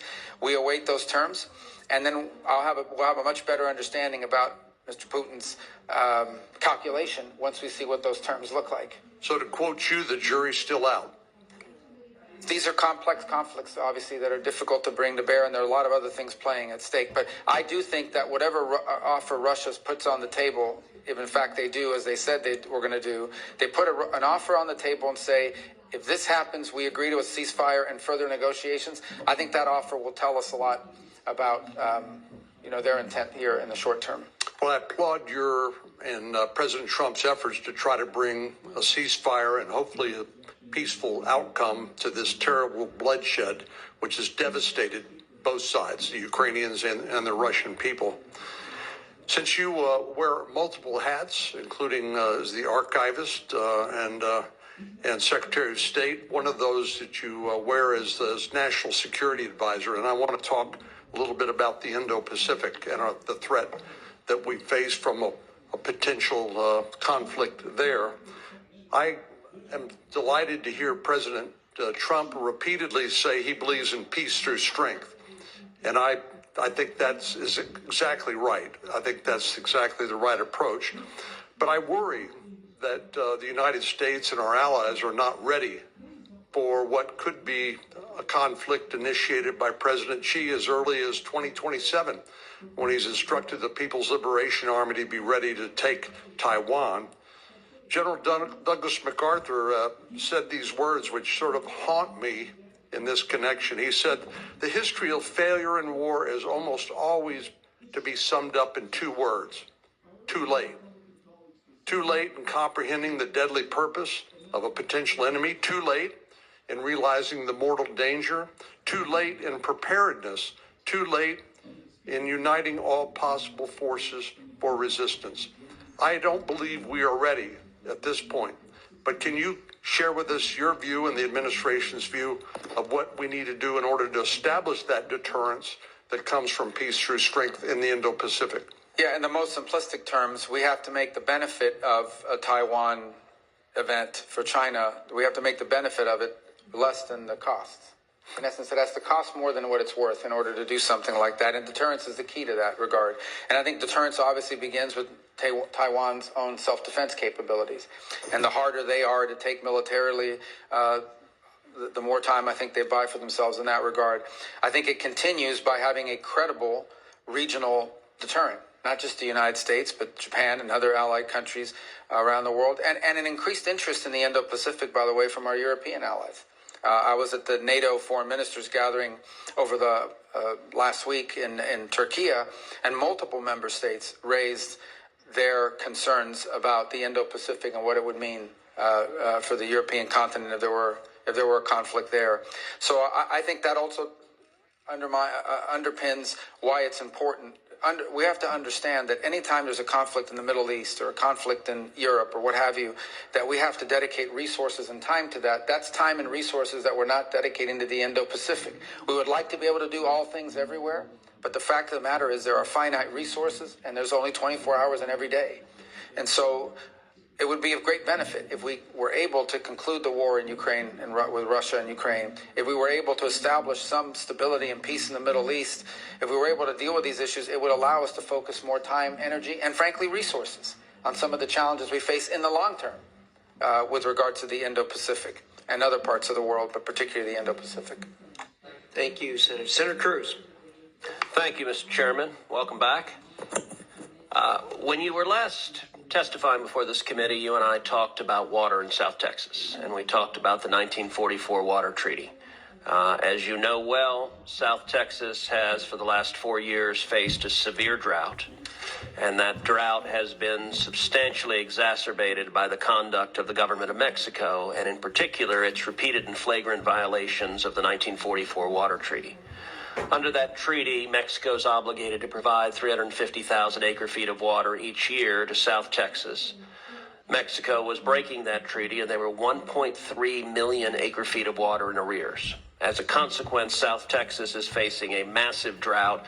South Texas farmers are putting out of production up to half their acreage. They're laying off workers. Last year, the only sugar mill in the state of Texas closed because sugar farmers could not get the water to grow their crop. And you committed at that hearing to work with me and assist in pressuring Mexico to comply with that treaty.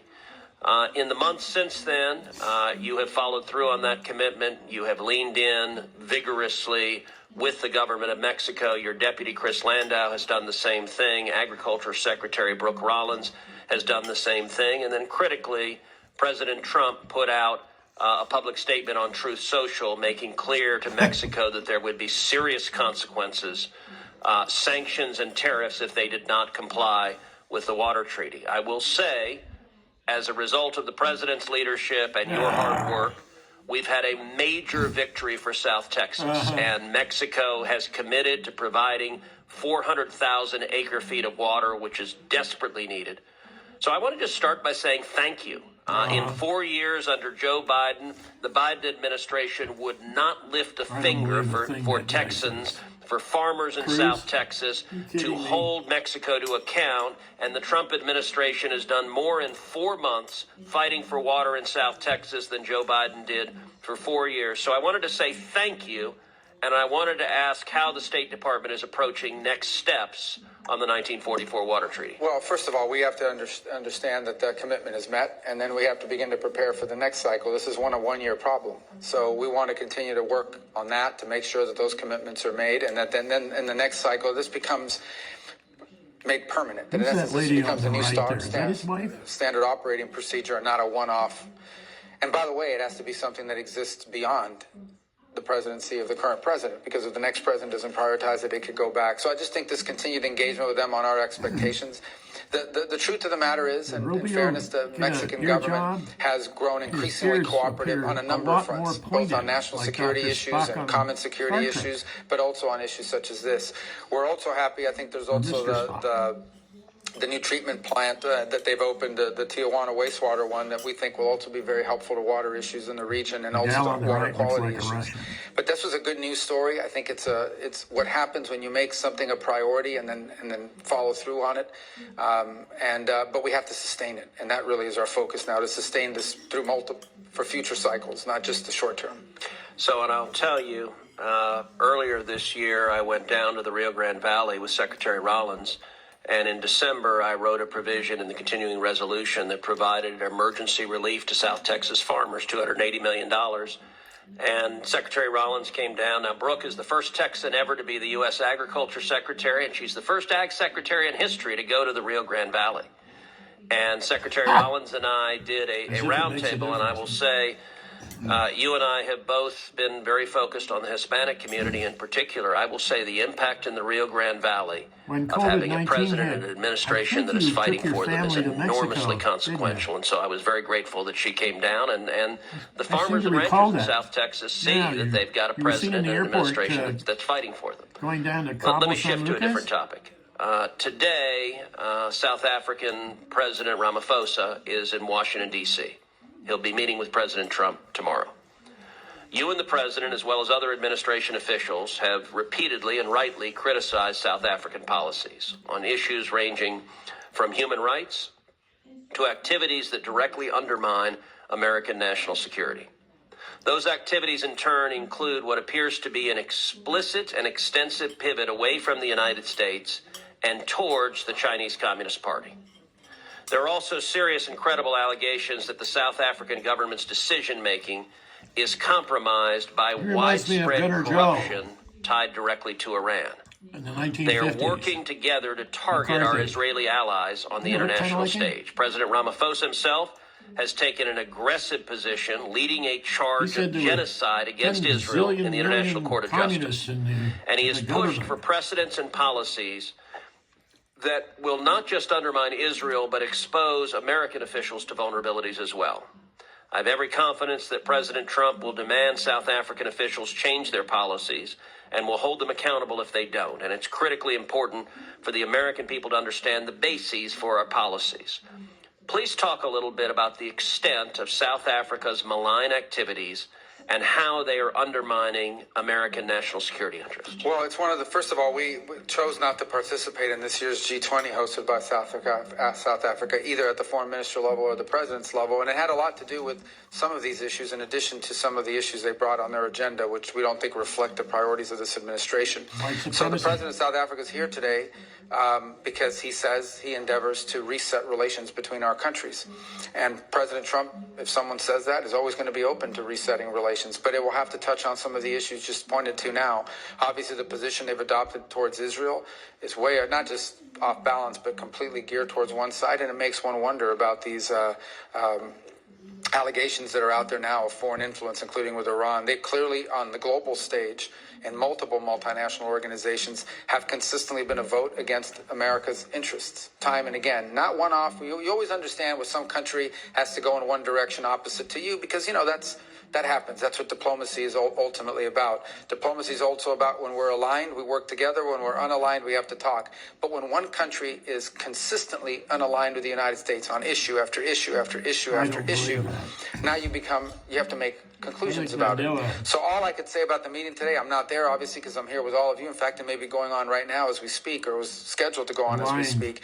This was an outreach on the part of the South African president. He said he wanted to come to Washington. He wanted to reset relations with the United States. I have no reports as to how that meeting has gone so far. If there's a willingness on their side to reset relations, obviously was something we'll explore, but we do so with eyes wide open to what they've done so far. And how does their campaign against Israel undermine America? Well, I think, first of all, because it echoes some of the charges that are being made by some of the biggest enemies of Israel that happen to be ours, whether it's Iran, whether it's these radical groups that chant death to America, death to Israel.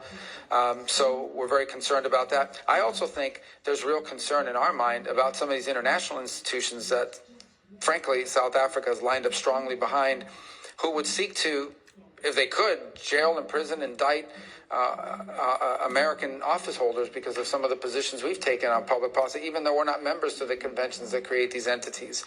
So if you talk about these groups that they are in essence utilizing their forum on the national stage as a nation state under this president and this leadership to echo the claims and the positions taken by not just Iran, but in many cases China as well. Thank you. Thank you, Senator Cruz. Marco, thank you. I can confidently say I speak for the majority of this committee when I tell you how proud we are of what you're doing and your success as Secretary of State and the other hats you wear, too many of which there are to reiterate here. When are you going to retire, Risch? 47 years, and I'm a sorry long that there were time. intemperate remarks here, as happens from time to time in the committee, but you know how that goes. You're worth $109 million. Thank you. There may be some money? questions for the record, which the members can submit until 5 o'clock tomorrow night. And we hope your responses will be as quickly as possible to any of those. With that, again, thank you so much for appearing here. Thank you for your time. I have finally figured out how to stop the protests from happening here. They haven't happened, except when you've been here. So maybe there's some way we can. Maybe there might be some reference between the two. In any event, thank you so much. And with that, the committee is adjourned.